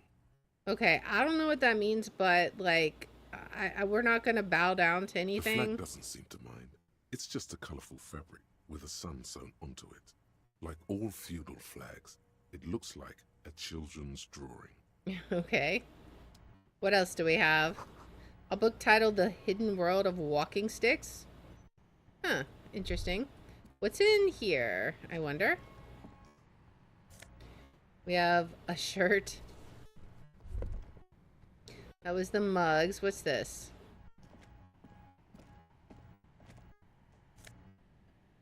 Okay, magnesium. We'll take that. A small suitcase full of clothes. Guests are staying over? Okay. Is there anything of interest in here? Okay, a nose of head. Sure, sure, sure. I think that's about it then. Alright. Well, that was definitely productive. So yeah. I guess, I want to go back to the Whirling in Rags one more time.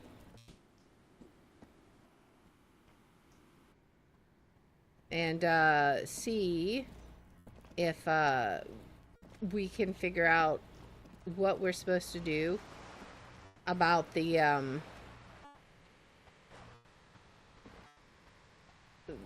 vodka. Like, we figured out there was vodka in it, but it didn't seem to advance the quest. Maybe we have to tell him no vodka. I mean, that could be. Let's go talk to him again. What's going on? Wait, what's going on? There's something in here? The musty smell of a potato cellar in spring emanates from the air vent. Okay. Let's head into the Whirling in Rags. It's been a busy day. Alright, we're gonna go talk to the cook again.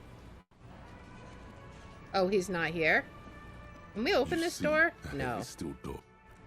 Alright, so he's not even here right now. I guess because he's done cooking for the day, that's fine. We might have to do that tomorrow. Alright, and then Everard probably isn't here either. So we might go ahead and send Kim off. Let him go do his thing, right? Let's go ahead and send Kim off. Head into this little shop here. Or this little door. And go back to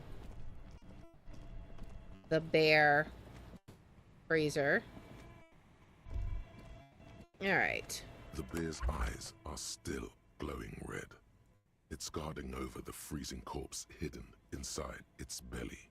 Alright, so let's bag him, Kim. Take him away. Alright. Alright, so he takes out the shiny black body bag and starts pulling the plastic bag over the dead man's There go face. those beautiful enamel boots. May they rest in processing. Of course. Oh well, in another lifetime. I will need a little help carrying him. You take the hands, I'll take the legs. Alright, bag the corpse and drag it to the motor carriage. And then we'll see Kim after a while. Alright, and he's gone.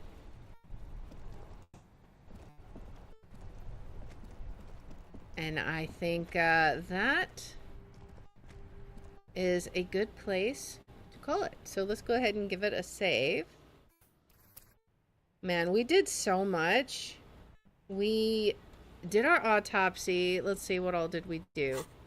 We got our autopsy. We still need to go shower, though, for real. We did our autopsy. We figured out the actual cause of death. Got some possible more information about who did it, maybe. Like, we got confirmation that we were right. We still have a good bit to do. Run a number on the victim. Run the number on the victim's armor. So we'll have to check that when Kim gets back with his car, right? Prove your authority. Ask the scab leader about tattoos. The special borscht. So we still have a lot of things that we can do, but I think we'll save that for next time. So let's go ahead and swap on over to Myst IV. Oh boy. So we'll go ahead and head out of here. Excited to get back into Myst. I think we're getting near the end of Myst, so we'll just have to see. But man, that game, I feel like we're really kind of getting the hang of what all we're supposed to be doing there, which is nice. Let's update our info. Myst IV. Alright. Let's get this up to date.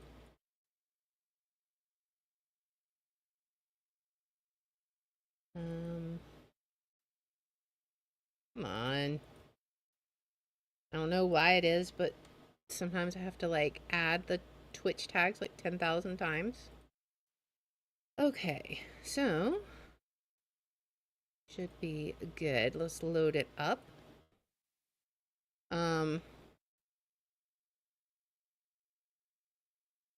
And then we will be ready to see what we've got.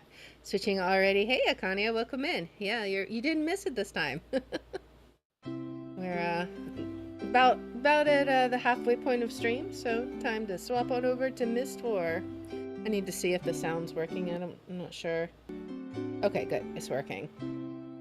Sometimes, like, even though I set up the sound in advance, they won't work when I load up the game a second time, and it's so weird. I don't get it.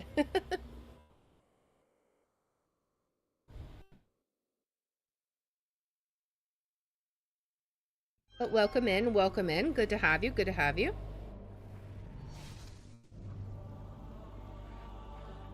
All right. Let's go ahead. So now, when we last left off, we had just figured out the Mangree puzzle, and now we're finally able to explore the area that predator creature was protecting. So we're gonna hop in and see what all we can find there. Load it up. Hello? Alright, can we grab that? Can we grab that? I guess we just go straight ahead, right? Hello. The music is awesome. Here we go, from one investigation to another, exactly. What do we got here? Oh, it's a ladder? Oh, and there's a guy up there. Anything else here? Hi.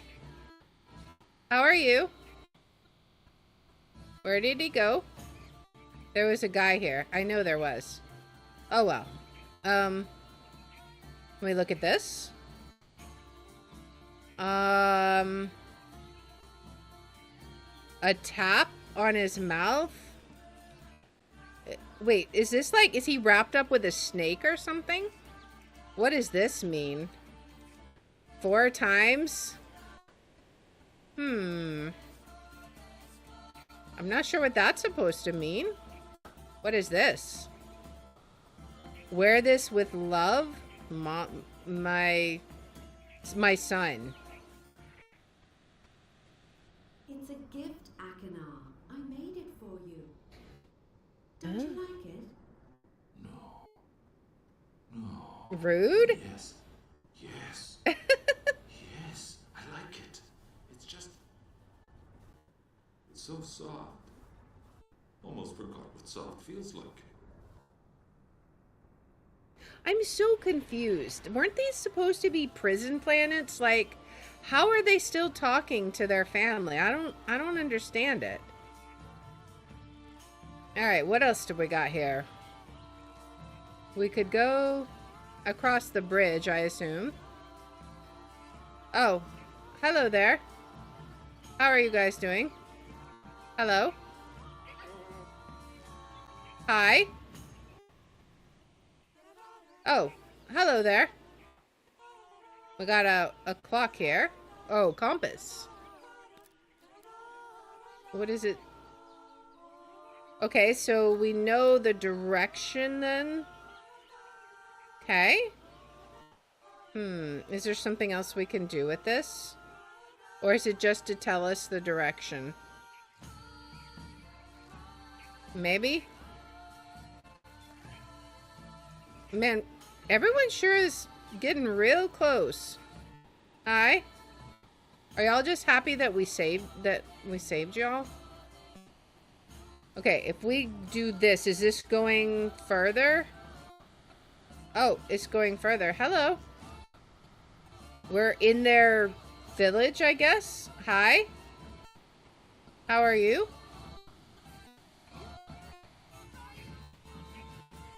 They're just like very curious. Hello? What's over here? Hi! My goodness. They're all around.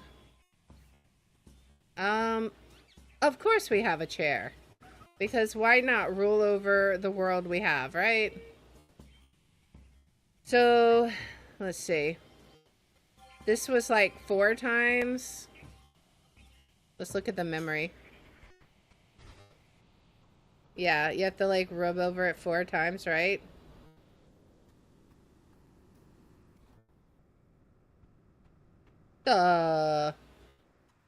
What the? Okay. Do we have to do it lower, maybe? I don't know. Maybe there's a specific area we have to do it at. Maybe? Or maybe we can't do it at all. I'm not sure.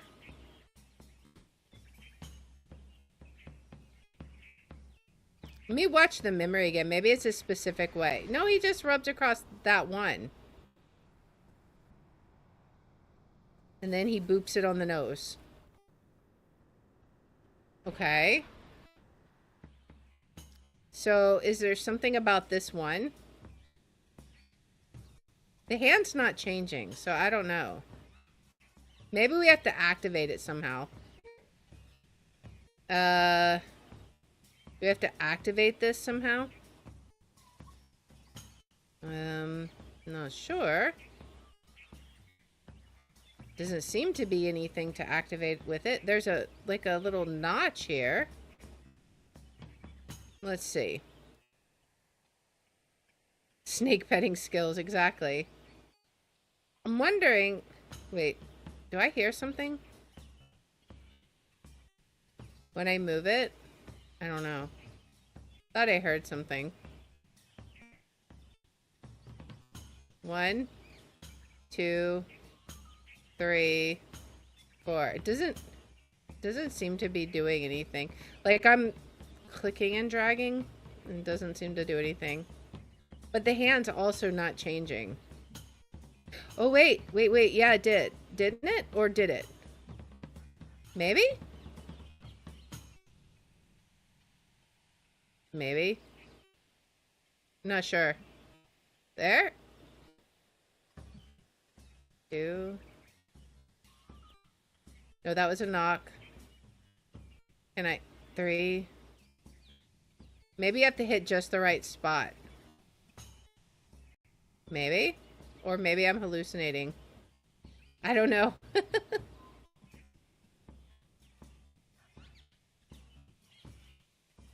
Let's see.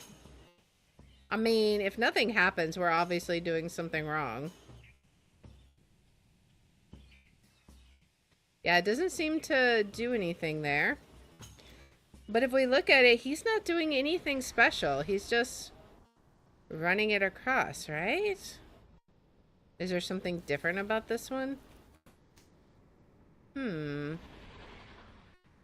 there anything...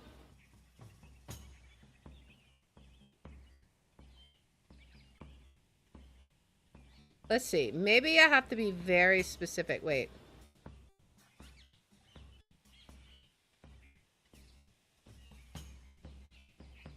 I keep thinking I'm hearing something when I move my mouse around. But probably not. I'm clearly not seeing the hand change. So, what do we do here? Because we can't access any of this stuff. And there's nothing else around here. Is there? Like, can I do anything with these guys? They're just like, oops, I didn't mean to go out. It's like they're just watching expectantly. We have such a crowd here. They're like, are you the king? If you're the king, you should be able to control the snake. Is there anything on the hand? On the, like that? Hello. I mean, but what do we do? Is there something here?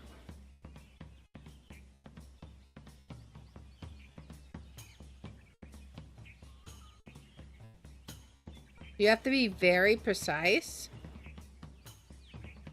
Maybe we should go back and look at that sign and see if maybe it has a clue. Because it just says, I mean, what he did in the video is pretty much exactly what we saw in the drawings, I thought. But let's see. Maybe there's something subtle that we're missing. This puzzle is nothing more than what you have already seen. Let's see. What is this? Is this another... Okay, so we do have that. I don't know if that's important. Alright. So yeah, it's just the bottom one. Rub it 4 times. So maybe we just have to do it exactly right. I mean, we'll try. We'll try. Maybe we don't need to click when we do it. Maybe. Let's try and be very precise. Alright.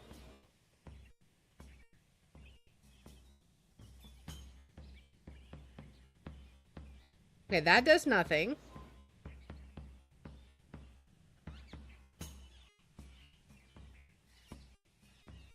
And this doesn't seem to... Oh, there we go. Then we boop him on the head. Hello? Hello? What did I do? Did I win? Okay. Yay. Welcome in, Parker. We're going on a ride. Whee! We have a Mangree with us. He's going on a ride too. 0 sense of personal space, exactly. Sounds like my kids.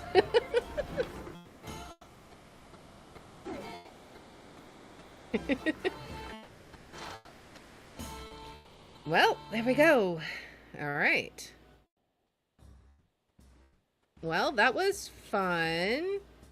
I'm assuming that would take us back, so... What now?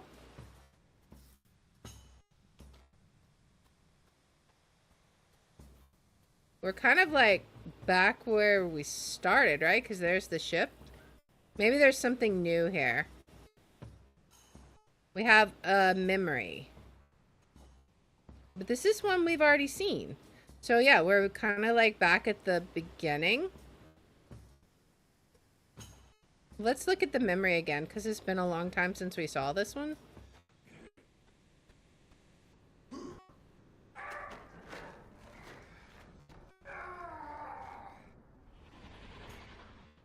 Interesting.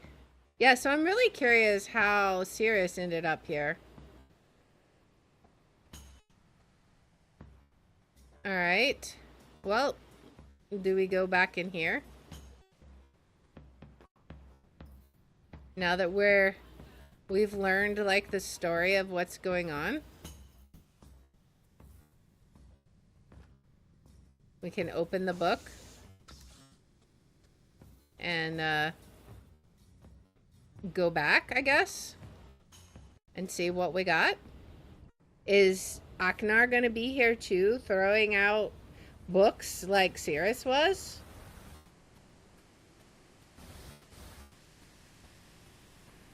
I'm curious.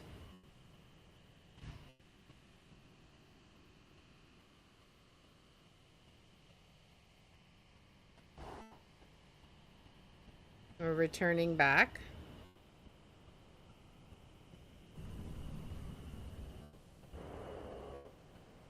Now that's where Sirius was over there. Are we gonna see Aknar there too? I don't know. We should probably go check it out now though, if we can. Can we, how do we get out of here? I forget. Is it this?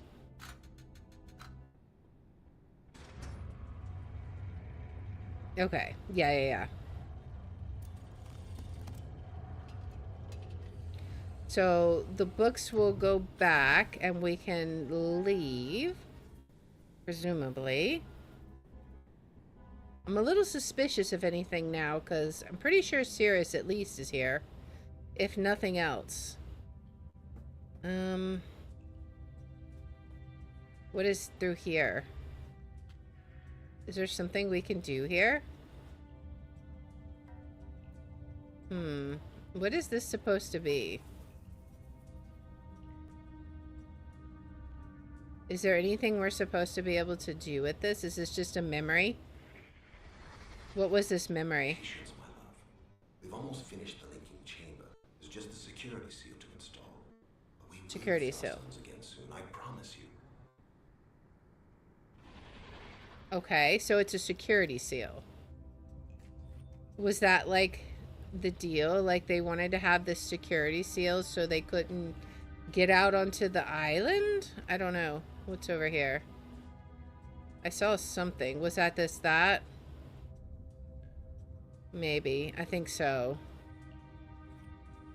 There's a big door that was between here and the chamber. Oh, that was a big door that was between here and the chamber. Okay.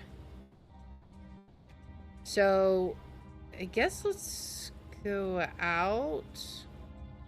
Can we? Maybe?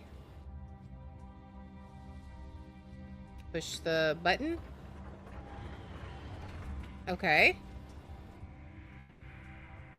Let's see what happens, because this whole thing is we were supposed to be babysitting and we did a terrible job. Oh, it was blown off its mount. I gotcha. Alright. Now, oh, wait, there was another memory there? Let's see. What was the memory? I think we saw this, right? Oh. Okay, we sort of saw it. So where do we go then? What is going on? Guess let's head out and see what we've got. Now that we have a sort of idea of what's going on, I kind of want to get over to the kitchen area, because that's where Cirrus was throwing stuff out, was right over there. At least I assume it was Cirrus. Alright, where was the control again? It was this? I think. Alright, then we head in here. Theoretically, you could link a couple of camo deals over. I set them loose to chase away any intruder. I mean, I said probably. You definitely wouldn't have to worry about it. And then, you know, you could have the poison plant if you wanted. Oh, we don't want to go out. We want to go in. I need to hit the go button. Where's the go button? Right here. Which one do we want to be at? Maybe, I'm not sure. We'll try 2 and see where 2 takes us.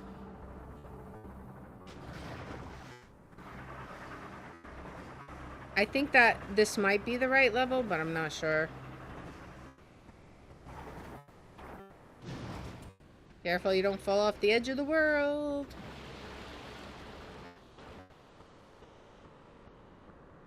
Alright. Will this take us where we need to go, though? That is the question.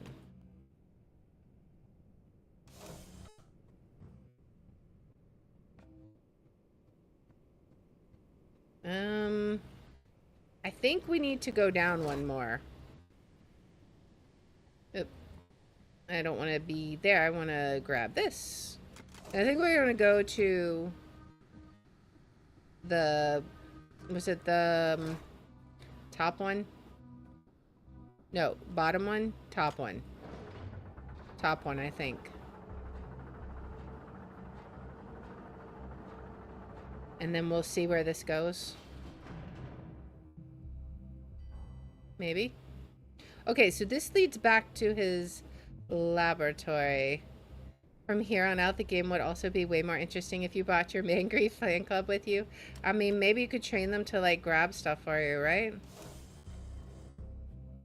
Okay, so weren't we supposed to, like, get some kind of power cell, like, turned on here so that we could fix this machine? There was something we were supposed to do here. We got a new memory. Don't you see, Catherine? The new design means we won't have to go to Rhyme anymore. We'll be able to view our son's ages from right here. Right.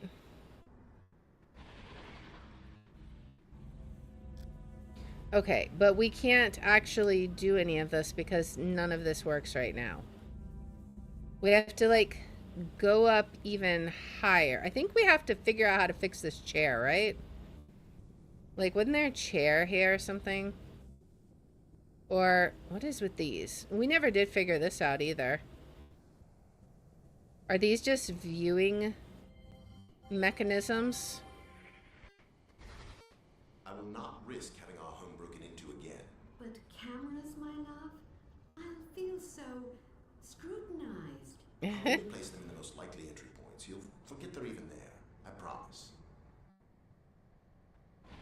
Okay. Would you like a reminder of what Atris said? Sure. I think it was something about, like, we had to go fix some kind of power thing on the roof somewhere. I think. But I don't remember exactly what it was, because that was a few episodes ago. But we do have the electricity on now. Are we able to, like, fix this chair now? Like, do something with it? Like, maybe we can actually turn and stuff. Can we do something like... Can we go up?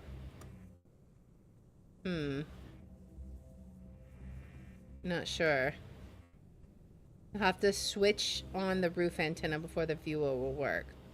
It's odd that they broadcast their own bed. Yeah, I guess that would be a bit strange. Alright, what about... What can we reach from here? Because I don't think the chair turned before. I think the chair turning is new. I feel like we want to go up there. But do we need to, like, go along here? Is there something... There's smoke, like steam. That seems like it's probably not a good thing. I probably need to check that out. Let's see what's causing the steam, right? Like, is that probably not good? Is that going to just put us back in the chair? That just puts us back in the chair. Can we go up with it, I wonder? I don't know. Maybe that's perfectly fine. Can we... I don't know. Let's look and see. Because the chair definitely did not move before we turned on the power. But I don't think I can reach anything right here. And I don't know what this button does. Like, when I hit the button, it doesn't do anything. So, let's see. Maybe there's something else we need to do first before the chair will fully work. Now, we can view these, but is there anything you can manipulate with them, or is it just viewing?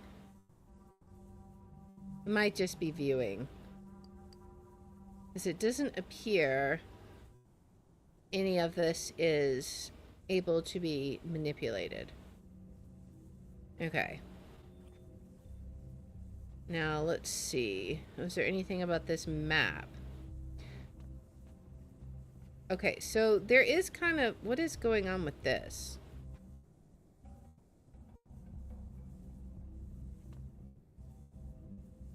Why is the electricity doing that? Let's go look over here. Go around this way. Maybe we can... Do we need to, like, turn on some more of these? Or does this one need to not be on? Maybe? Let's see. Is there something about this?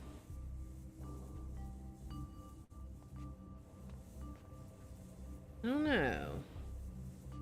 What if we do this? What happens?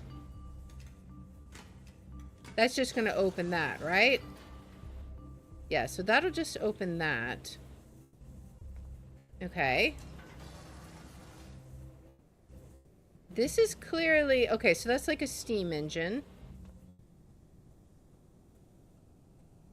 Alright. I wonder if we accidentally powered that on with the steam from the kitchen. So, in theory... I don't know. Unless there's something we haven't quite turned on with this. Let's look.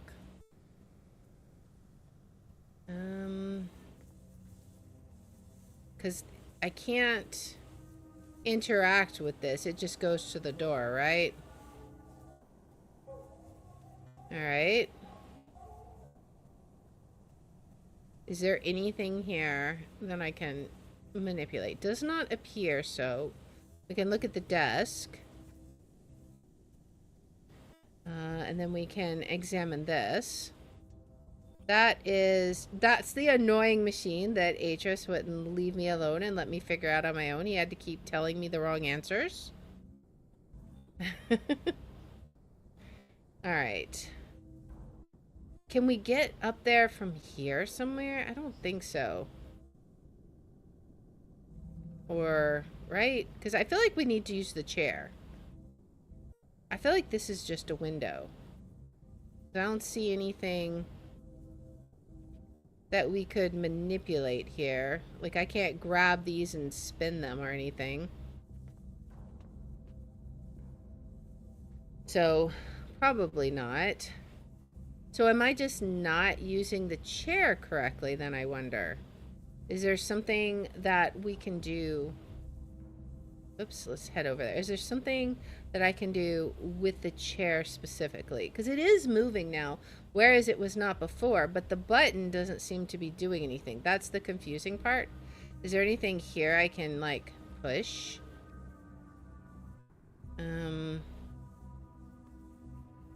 Okay.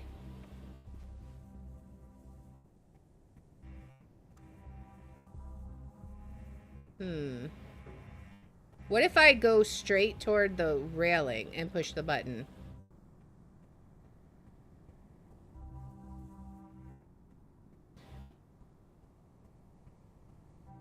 Can I manipulate it from here, maybe? What if I push the button here? Like, will this do anything? Like, beam me up? Okay.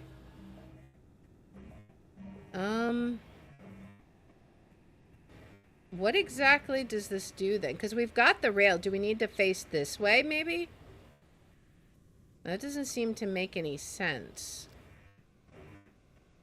Is there a memory with this? No, there's no memory.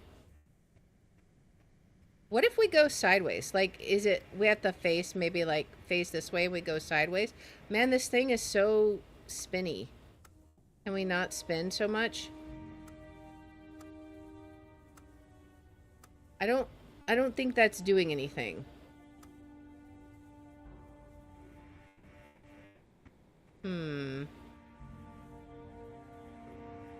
Okay. So what could we be missing? Is there anything here?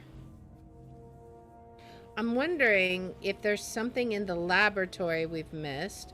So let's see, if we look at this, what does the red lines mean? Is that, I think that's got to be the little machine we took over here, right?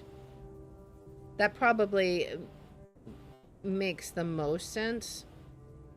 All right, so is there anything about, can I like, is this a lever? It is a lever. What does it do?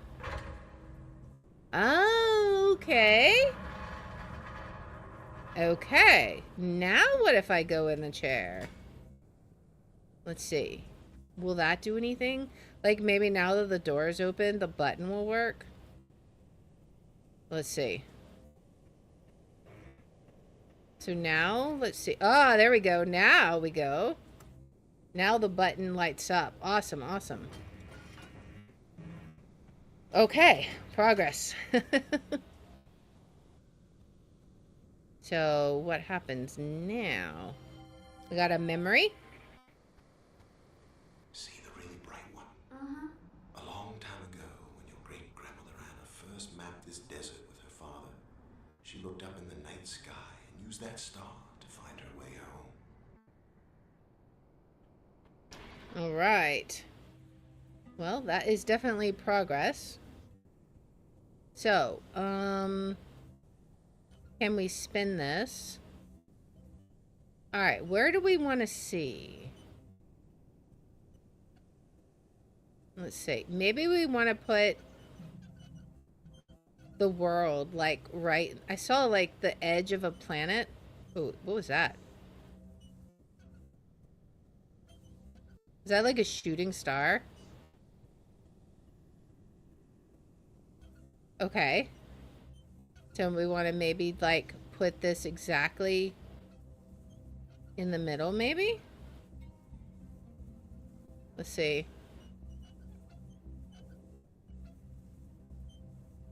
Perhaps? What does this do? I don't know. I just pushed a random button. I probably just activated a nuke to, like, blow up the planet. Like, seriously, what did I do? Not a clue. Hopefully not something bad. So we can go up and down.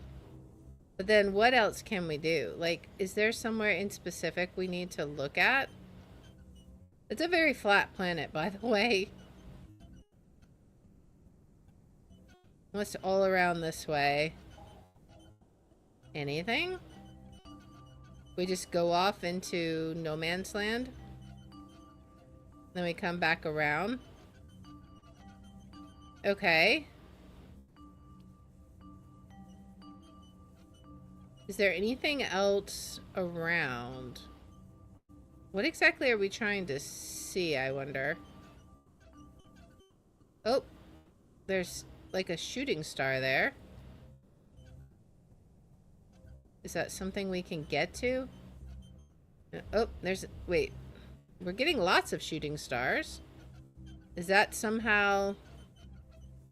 Oh, this thing is moving too. Maybe we need to get it like in the middle. Let's see. There's something that was moving on that. I don't know. Maybe I imagined it? There's like a black shadow? Maybe? Perhaps? Or is that just stuff that's moving on top of it? Death Star mode. Flat like Earth. Yep. Earth.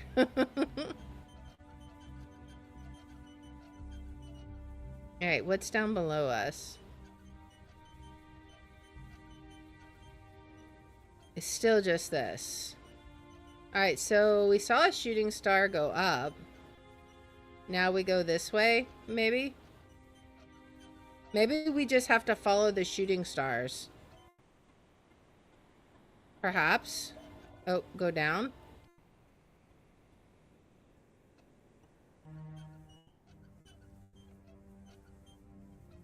Can we see any more? I can't go down anymore. Oh, I'm trying to go the other way. Thank you very much. Okay, now where do we go? I'm not even sure what we're looking at here. We might have to look at the memory again and try and get an idea.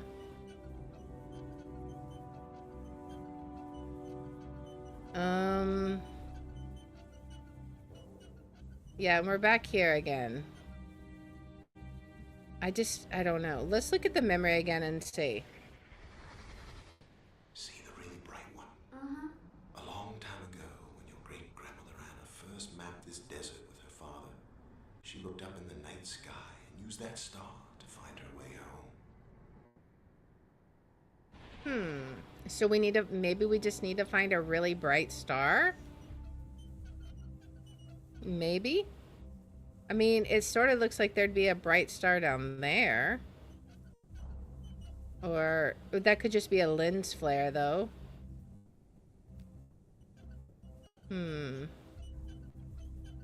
Rotate the world around.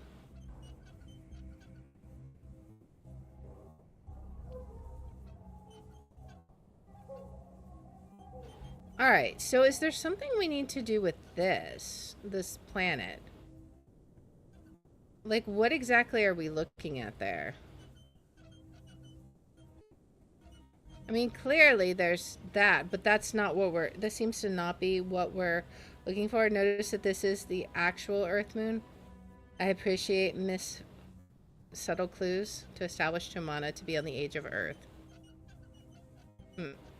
Alright, so is there like a really bright star somewhere? We need to find the North Star? Is that what we're looking for? I'm really not sure. I feel like this can like rotate forever. What if we go exactly opposite?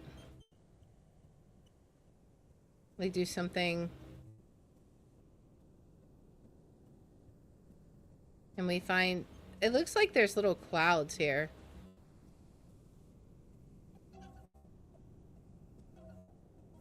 Okay. What if we... Okay, it's like... Up and... No, this way.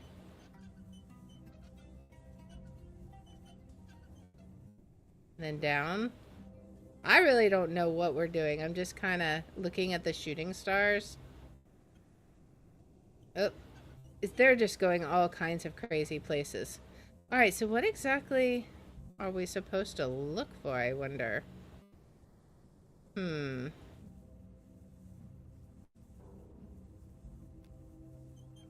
Is there something we need to find? It said look for the really bright star, but I don't see a really bright star. I mean, there's not one particular star that's like way brighter than the others that I can tell. Is there? I mean, other than just, you know, if that's the moon or whatever itself. Well, there's that star. Is that something I need to... I don't know. I feel like I'm kind of just guessing right now. Maybe, is there like a chart or something that says what these dials need to be at, I wonder? Like, I don't know what that button being turned on was for. I'm going to put the moon or whatever it is back in view. And see, I probably need to move all the way down, right? Or is it going to be all the way the other way? Yeah, all the way the other way? Alright, let's go all the way down. And then let's put the moon back in view. Because I really don't know what we're doing here, but maybe it's supposed to be pointed for a reason.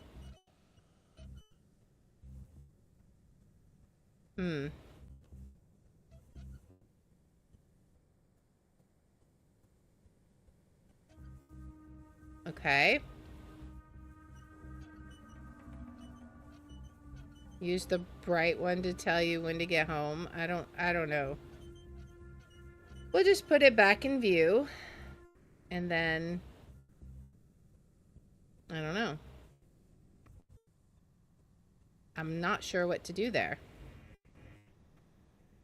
Is there something we can find that will tell us, maybe? I'm not sure. Obviously, we have to do something with that. I thought that was going to take us, like, to the roof, but... maybe not. What do we do here? Oh, we just keep going back here. Okay.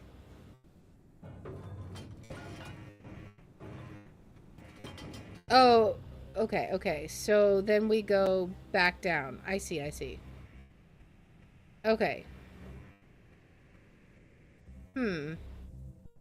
Is there something else we're supposed to do while in the chair, I wonder? I'm not sure. So we still got to figure out how to get to the breaker. Is that something we need to do from outside, perhaps? Like, maybe we need to go all the way outside and we can maybe find a way to climb up? Unless it's something we're supposed to do with that thing. I don't know. We'll have to see. But let's go out for a second and look. Because it could be just a simple matter of we just needed to go outside. But we'll see.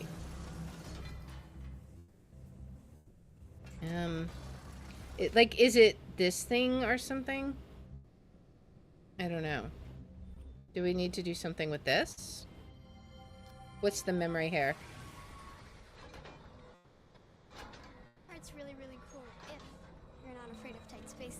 This was the beginning, right? But sometimes Mom has to close her eyes when I'm driving. I think she's not home right now. I never could have picked you up by myself if she were. Alright. Hey, is that an image recorder you've got? How cool. This was what we saw at the beginning. Perfect spot to use it. Hang on.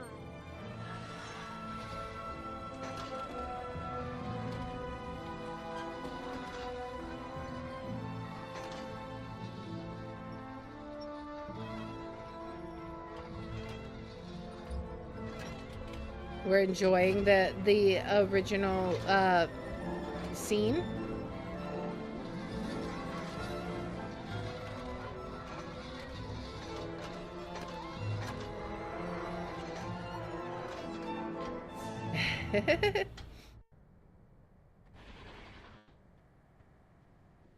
Alright, give me just a second, guys. I will be right back.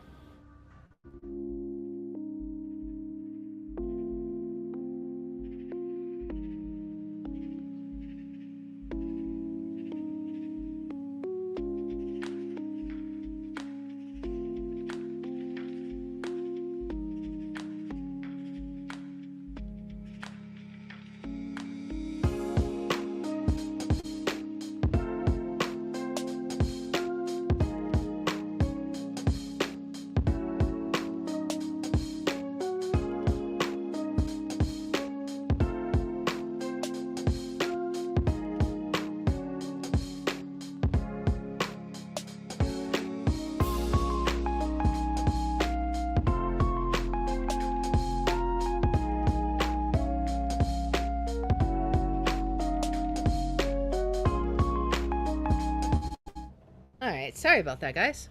Alright, so that was that view. Is there anything we can do to get up there? Doesn't seem like it. In fact, I don't even think we can go anywhere from here. I guess we have to figure out something from the chair. Welcome back, thanks. Alright, so I guess maybe there's something we do with the chair besides look at the telescope, right? Like, that's the only thing I can think of, because I thought I could get out of the chair before, but we were still in telescope view, if you will. So let's go back up into the chair and see if there's anything else. Now, the telescope was just the very first thing I saw, so it could very well be that there's something else there that we need to look at. So let's be observant. So we go back up. We walked past something that changed. I did notice that the monitor was on. Is that, maybe that's all that was. I could go check that. I thought I imagined it like it had always been that way, but I did notice that it had static. So let me go look at that and see if it does anything else.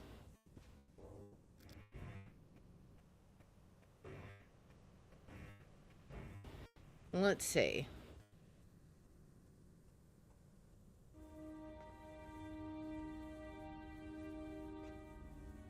We'll go over here. Can I actually use this now? I mean, I did see it had static before. Maybe we can? Because it was just black before, right? Okay. So we can open the panels, maybe? I don't know what we want to open exactly. Push a button.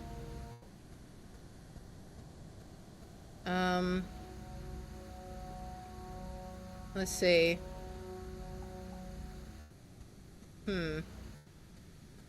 Maybe we need to adjust some things here. It could be we have to adjust the telescope too. Now, if I've opened all of these, maybe that means I can see more in the telescope, possibly. Let's see. Like, this feels like a telescope needs to be adjusted. But at the same time, okay, so that doesn't stay open. What if we push the button after each one? Let's see.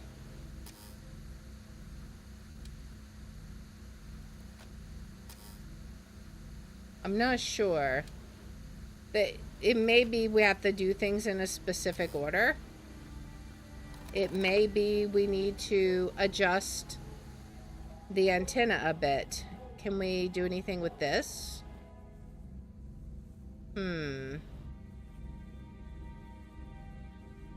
Okay. Let's go back up in the chair and look and see. So maybe it did have to be on the moon, but there may be something else we need to adjust as well. Or it could be because we pushed that power button, actually. I mean, that could be a thing. Maybe because we pushed the orange button, maybe that turned the monitor on, right?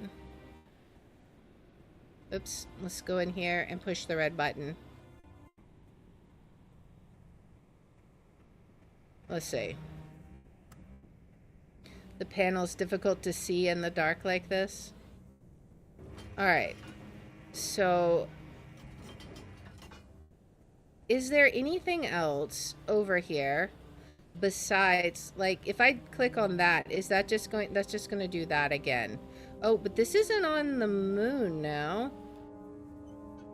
If I put it exactly on the moon, will that work?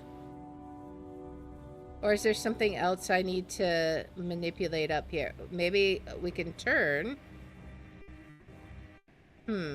What else can we get to? Let's see. Wait. Can we do something? Can we do something else? Can we get to like this or something?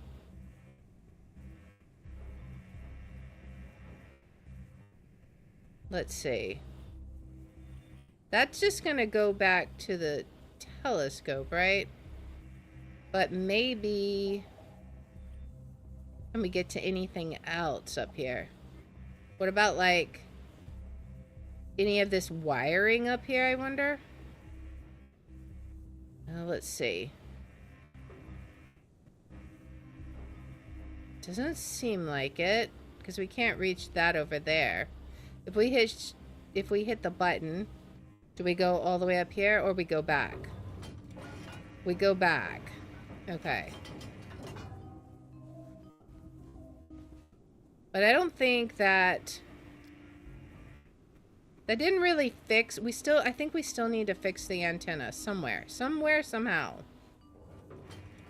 I'm not sure exactly. Maybe it's something on here. Like,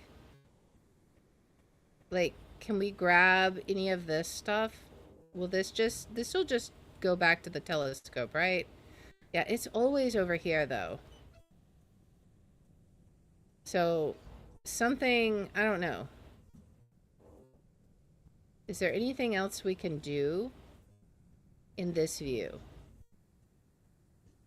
It doesn't seem like it. I don't know. I don't see anything else we can manipulate in this view. Is there something else here, though? Let's see.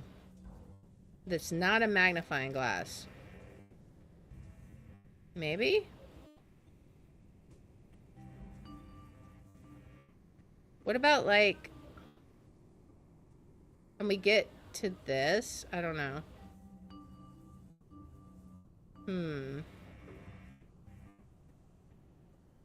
Because I feel like we want to be up here somewhere. Like, grabbing something to the side, perhaps. But I'm not exactly sure what. Because every time it does the magnifying glass, I think it's just going to take us to the telescope view. But maybe there's something hidden up here that we can't quite see. The panel is difficult to see in the dark like this. So, I wonder, is it like somewhere along the side? Am I completely missing it? Is it part of the telescope? What we need to do? Is it on the telescope view itself somewhere? Not sure. Also trying to pay attention to the little hand icon and see if it changes at all. And I'm not really seeing anything yet. Okay, so is it something? Is it something here? Can I interact with something here? Is it because we need to be on a specific view? Maybe? Definitely need to focus the hand icon. Alright, well, let's focus it here first and see if there's anything on this view.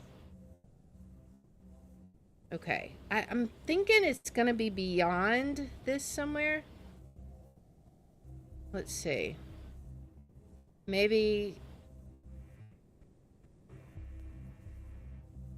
What can we do? Can we grab anything?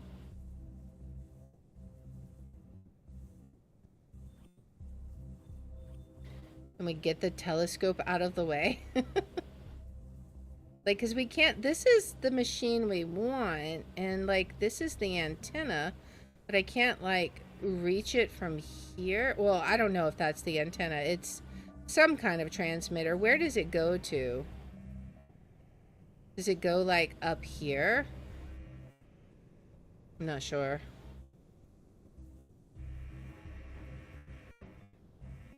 Alright, so let's see. Wait, was there something over here? Can I do anything? Let's see. Maybe it's just like... Oh, it's just behind me, right? Maybe? Or no? Let's see. I keep hearing clicking. I think it's the button, though. Maybe? Or is it? Can I grab this? Maybe it's something closer to me. Perhaps.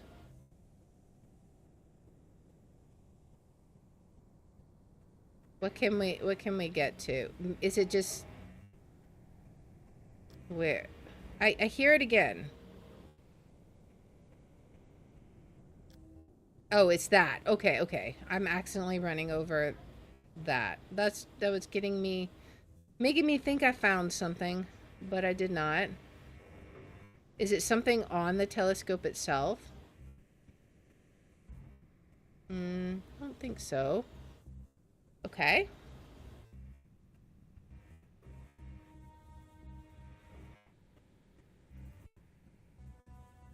There's a button glowing over there. I wonder if there's something with that. Alright, we're gonna give this one more look and see. Because everything seems to be telescope, right? It all just goes back to this. Which, I don't really know what this gives us.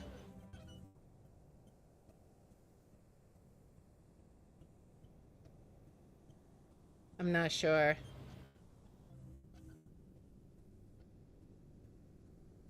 The white light is on the lever that opened the roof.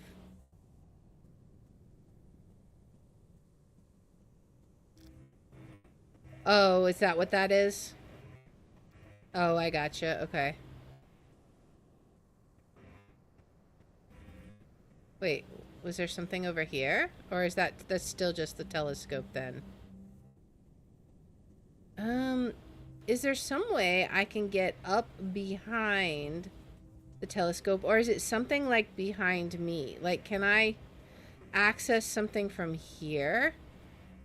Am I making this way too hard? Maybe? What about something over here? Do one of these open, like, to go outside? I mean, that would seem silly. But who knows? I can't grab that. Is it somehow a part of the telescope? Maybe up top somewhere? Like, it says it would be on the roof, right? Like, I don't know. That's just gonna go back to the telescope, which puts me right back where we were at. So, is there something here? A panel here or something? Let's look. I mean, I did push that button, which definitely gave me progress. So maybe there's nothing here. Let me see. Let me go back and see. So that goes up there.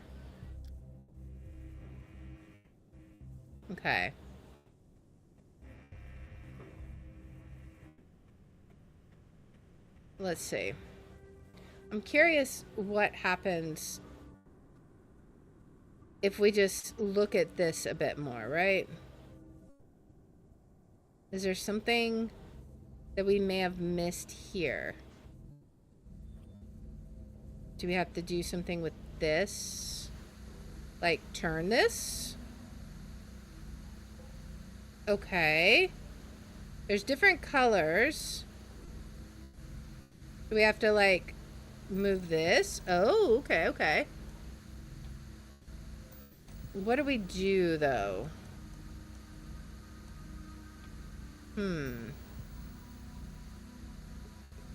Do any of these create this? Oh, it creates it, okay. Oh, do they all? Oh, they all create it.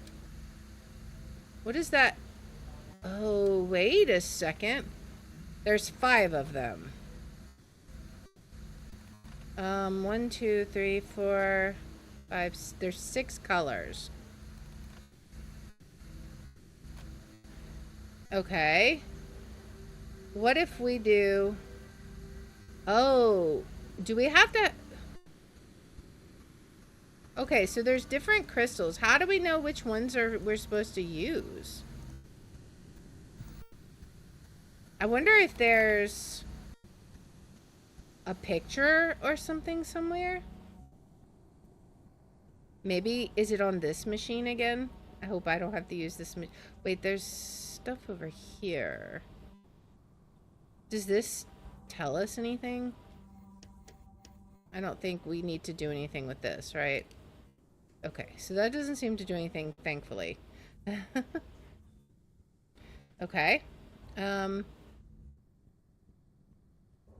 let's see. Let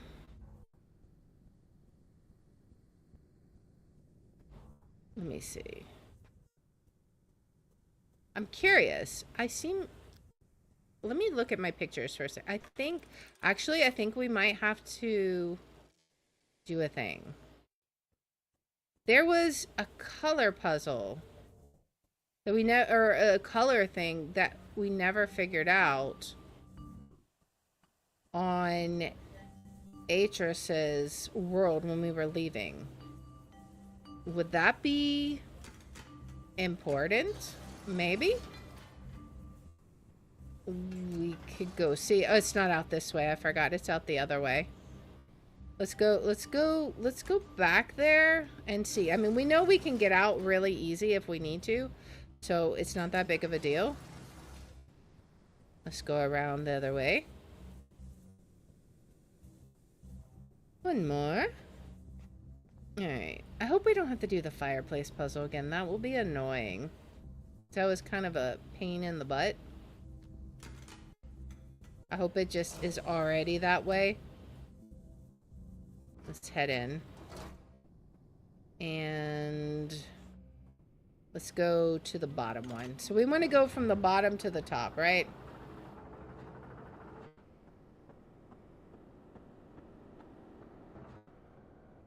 Okay. So, you'll need to link over some Mangrees and have them push everything until something happens. I mean, hey, if it made things easier, I would totally do it. All right. But yeah, when we were leaving Sirius's planet, there was this panel. I had actually taken a picture of it, but then when we went to Haven, I just deleted all the pictures because I didn't think we'd need them anymore. But maybe we do. So let's see. Oops. I need to go through there. I'm really hoping that it's still set and that I don't have to do it again. It's gonna be kind of annoying if it's not. But let's see. Okay, good. It's still set. Alright. So now we can go back to, what was it called? I forget the name of his planet. It should be pretty close to where we come out at, though. Let's see. Pull this.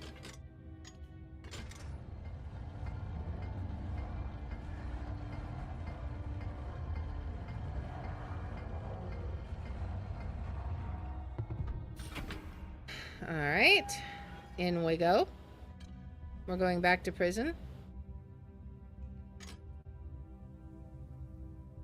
In we go. To this one, right? Oh, we gotta... Oh, yeah, we can't do it until it's closed. I forgot. Alright, so we shift back around. What was it? I forgot. It was the diamond, the crystal planet. And we are dealing with crystals, so it kind of makes sense. And it was Cirrus that we saw throwing books out. So we'll head back and see if that might... Because it had some colors. I just don't remember what they were. And I don't remember... Maybe there's more than 5. I don't know. Of course, I don't know what shapes they are either. But maybe we can find an answer here. We'll look. Alright.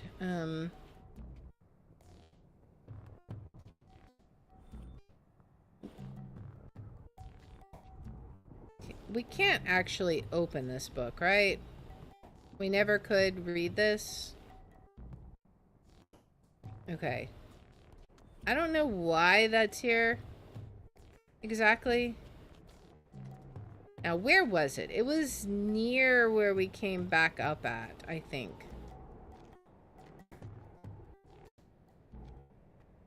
Was it over here by the elevator? Maybe? Was it this? I feel like it was somewhere near here. But I can't remember for sure. Let's see. Can we examine this? Okay, yeah, okay. Open this. 1, 2, 3, 4. So there's 6 of them.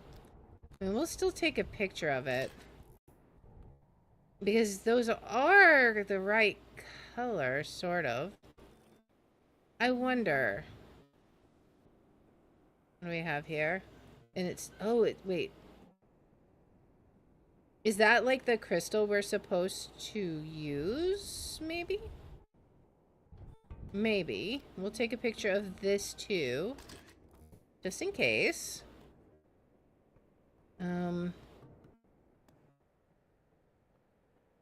This could just be a handle also. Like, it could be completely unrelated.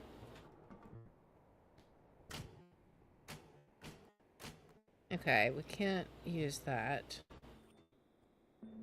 Can we interact with this at all? So it starts at red. I don't know. Maybe, well, there's 6 of them over on the side. Maybe you have to change those, not necessarily the ones here. I don't know. Was this a one-way elevator, I wonder? Or is there a way to go back down? Or go back where we came from with this one? It may have been a one-way. Can we go up? Is there a brake that we can pull off?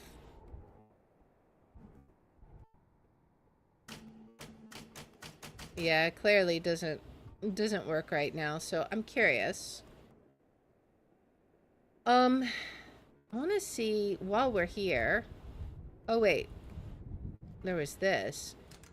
Can we do something with this?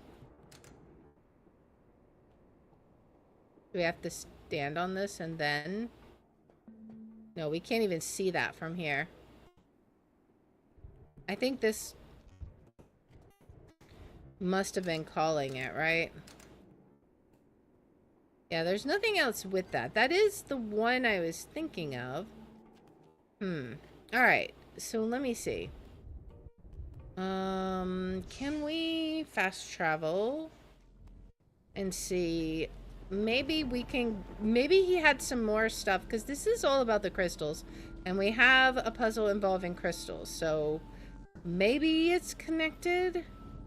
I mean, I've been kind of wondering why we had to go to the prison planets if we didn't ever actually use this information anywhere. So, we'll see. Alright, where is the stairs up? Like, we can't go up that. That's where we came down. Let's go over here. Go over here. I think, is this the ladder up? This is the ladder up. Okay. So we'll go up. We're on the bottom. Alright. Let's see. There was a little desk area over here, I believe. The prison planets are the friends we made along the way. Yeah, I mean, this could be totally a rabbit trail that's not related at all. But I did remember seeing that color code and having absolutely no idea what it was used for. And we do have this. These are different crystals. Could that be somehow related? I don't know. We'll take a picture just in case. Did he have any other information about crystals? Because I feel like we used all of this information. That was all related to the sound puzzle, right? To get out of here. Was there anything with the chess game? I don't think so. I think that was just his kind of his get out of jail free card when he blew up the door. Alright, so let's go back this way and go up again, because there was another area, like another workshop area, right? Where he had more stuff he was working on. So we might find some more information there. There's stuff over here. Let's see. Do we have anything here?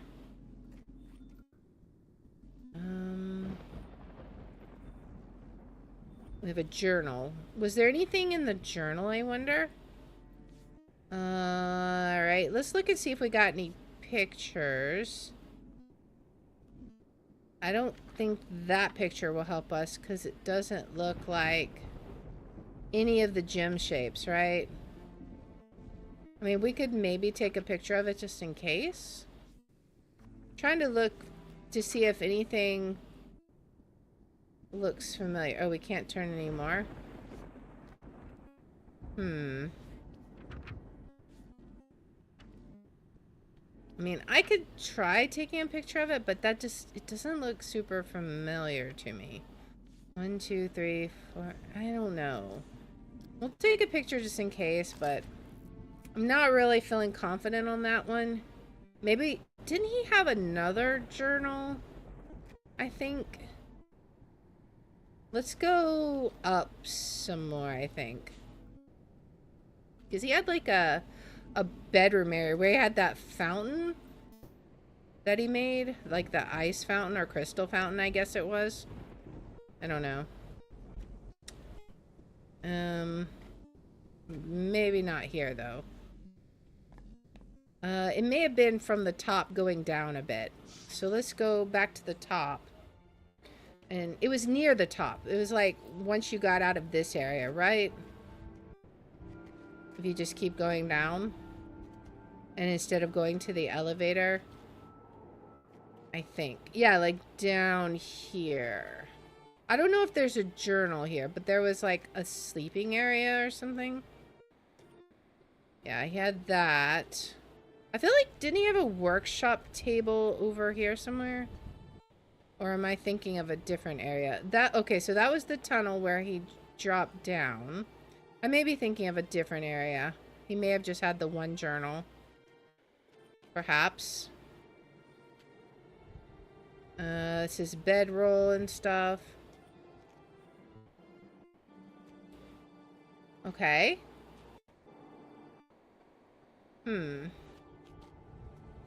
Right now we're gathering up information to try and see. Is there anything over here? This was... Oh. Was this the... This is the elevator from up there that doesn't work, I think? Okay.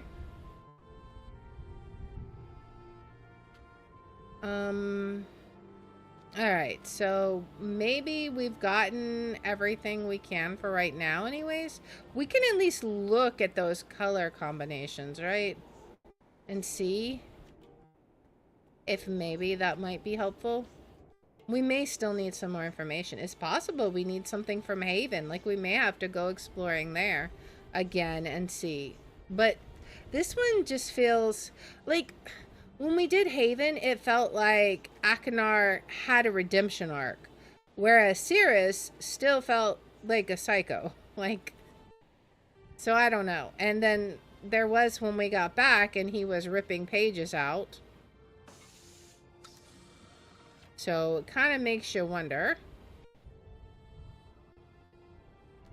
Alright, let's head back and see if this helps at all. It may not... And we may have to kind of regroup, and I think we may have the colors at least. That's gotta be what that's for. There's 6 of them, and there was 6 colors in the wheel. The question is how would we change them, I wonder? I'm not sure. There's only 5 slots, though. 5 little doors. I'm not sure what we do there.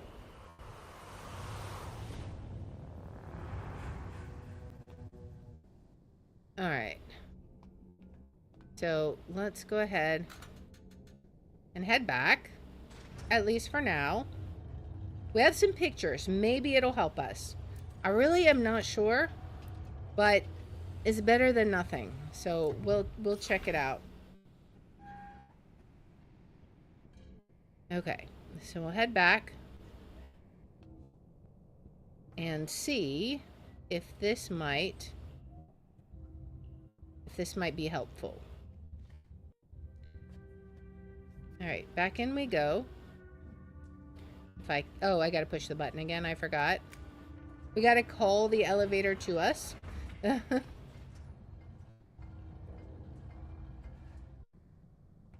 Alright. Let's head back up.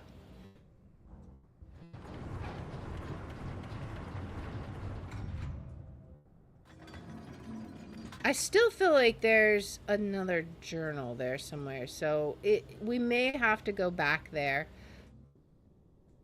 Because I don't know. But we're gonna see if we can do anything with this. Because we have made progress. We are slowly learning what we need to do, I think. It's just not quite there. But we'll get it, we'll get it. Not a worry. Alright, so I'm curious. I don't know. We'll see. Let's go all the way back to the top and we'll look at the color code and see if there's something we can do with it. I feel like, I don't know, I need to go. I think I need to review the footage from when we explored Cirrus's planet and see if I can remember, because I feel like he had more paperwork, like a longer journal or something, one that was angrier. I may be misremembering though. I'm not sure. So we'll see.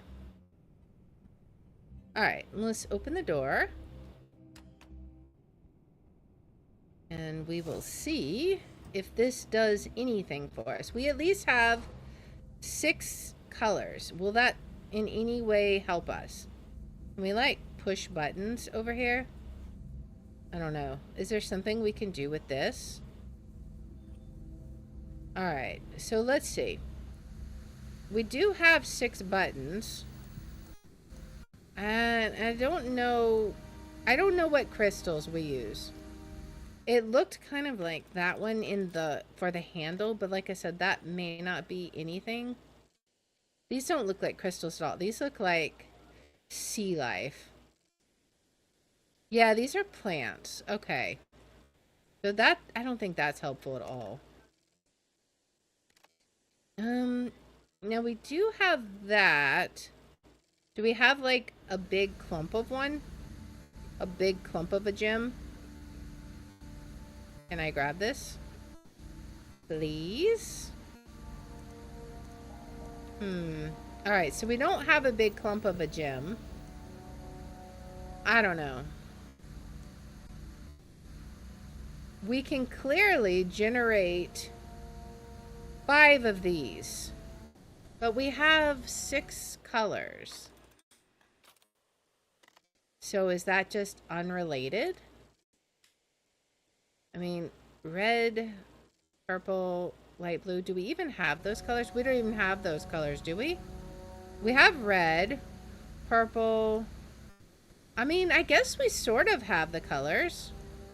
So if we did red and then purple and then light blue,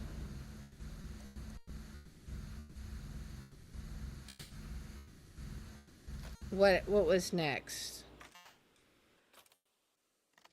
Light blue, red, dark blue. I don't know what we'll do about the dark blue bit, but we can at least try light blue again.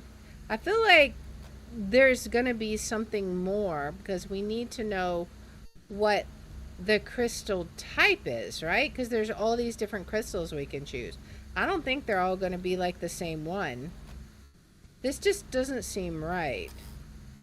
Yeah. Okay, so it's not right. All right. So I think what I need to do is I need to review the previous episodes and see specifically, was there something in Sirius's world? Like, was there another journal? I feel like there was, but I can't remember exactly where. So I think we're gonna put a pin in it here. All right, let's give it a save.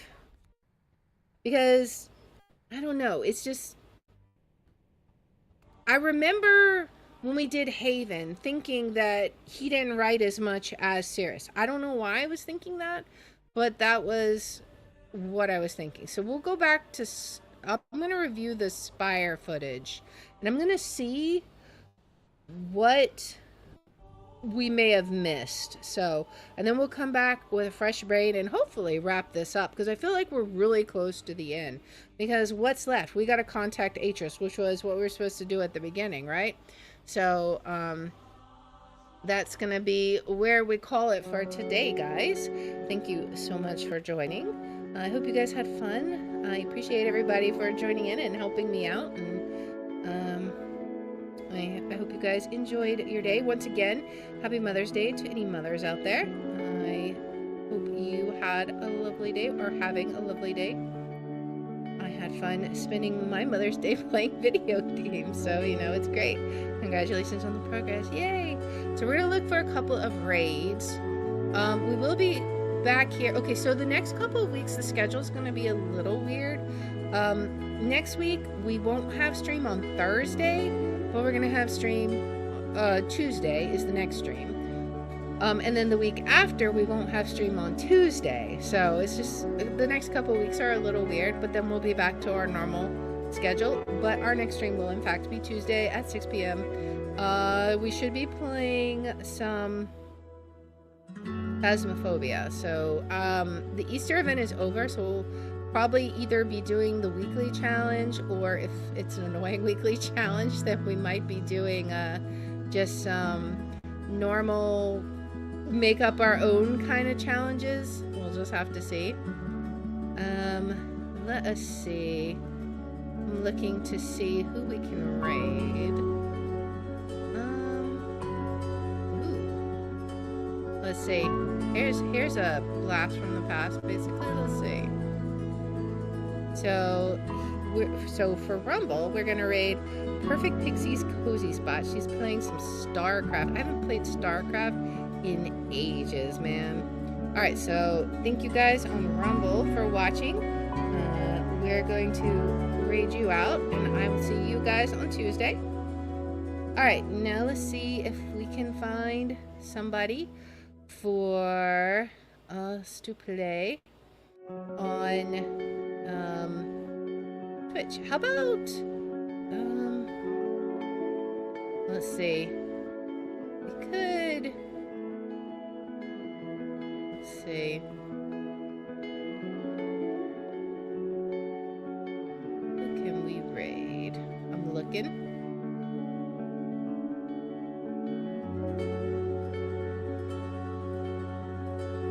All right. Who can we raid?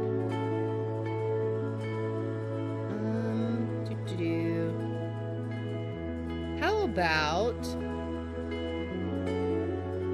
All right. We'll raid Mador. So we played Disco Elysium first game, and that is what this person is playing. So we'll go say hi, because we've never met this person before. And anyways, thank you guys so much. Appreciate everybody. Hope you had fun. And I'll see you guys on Tuesday at 6 p.m. So until then, bye.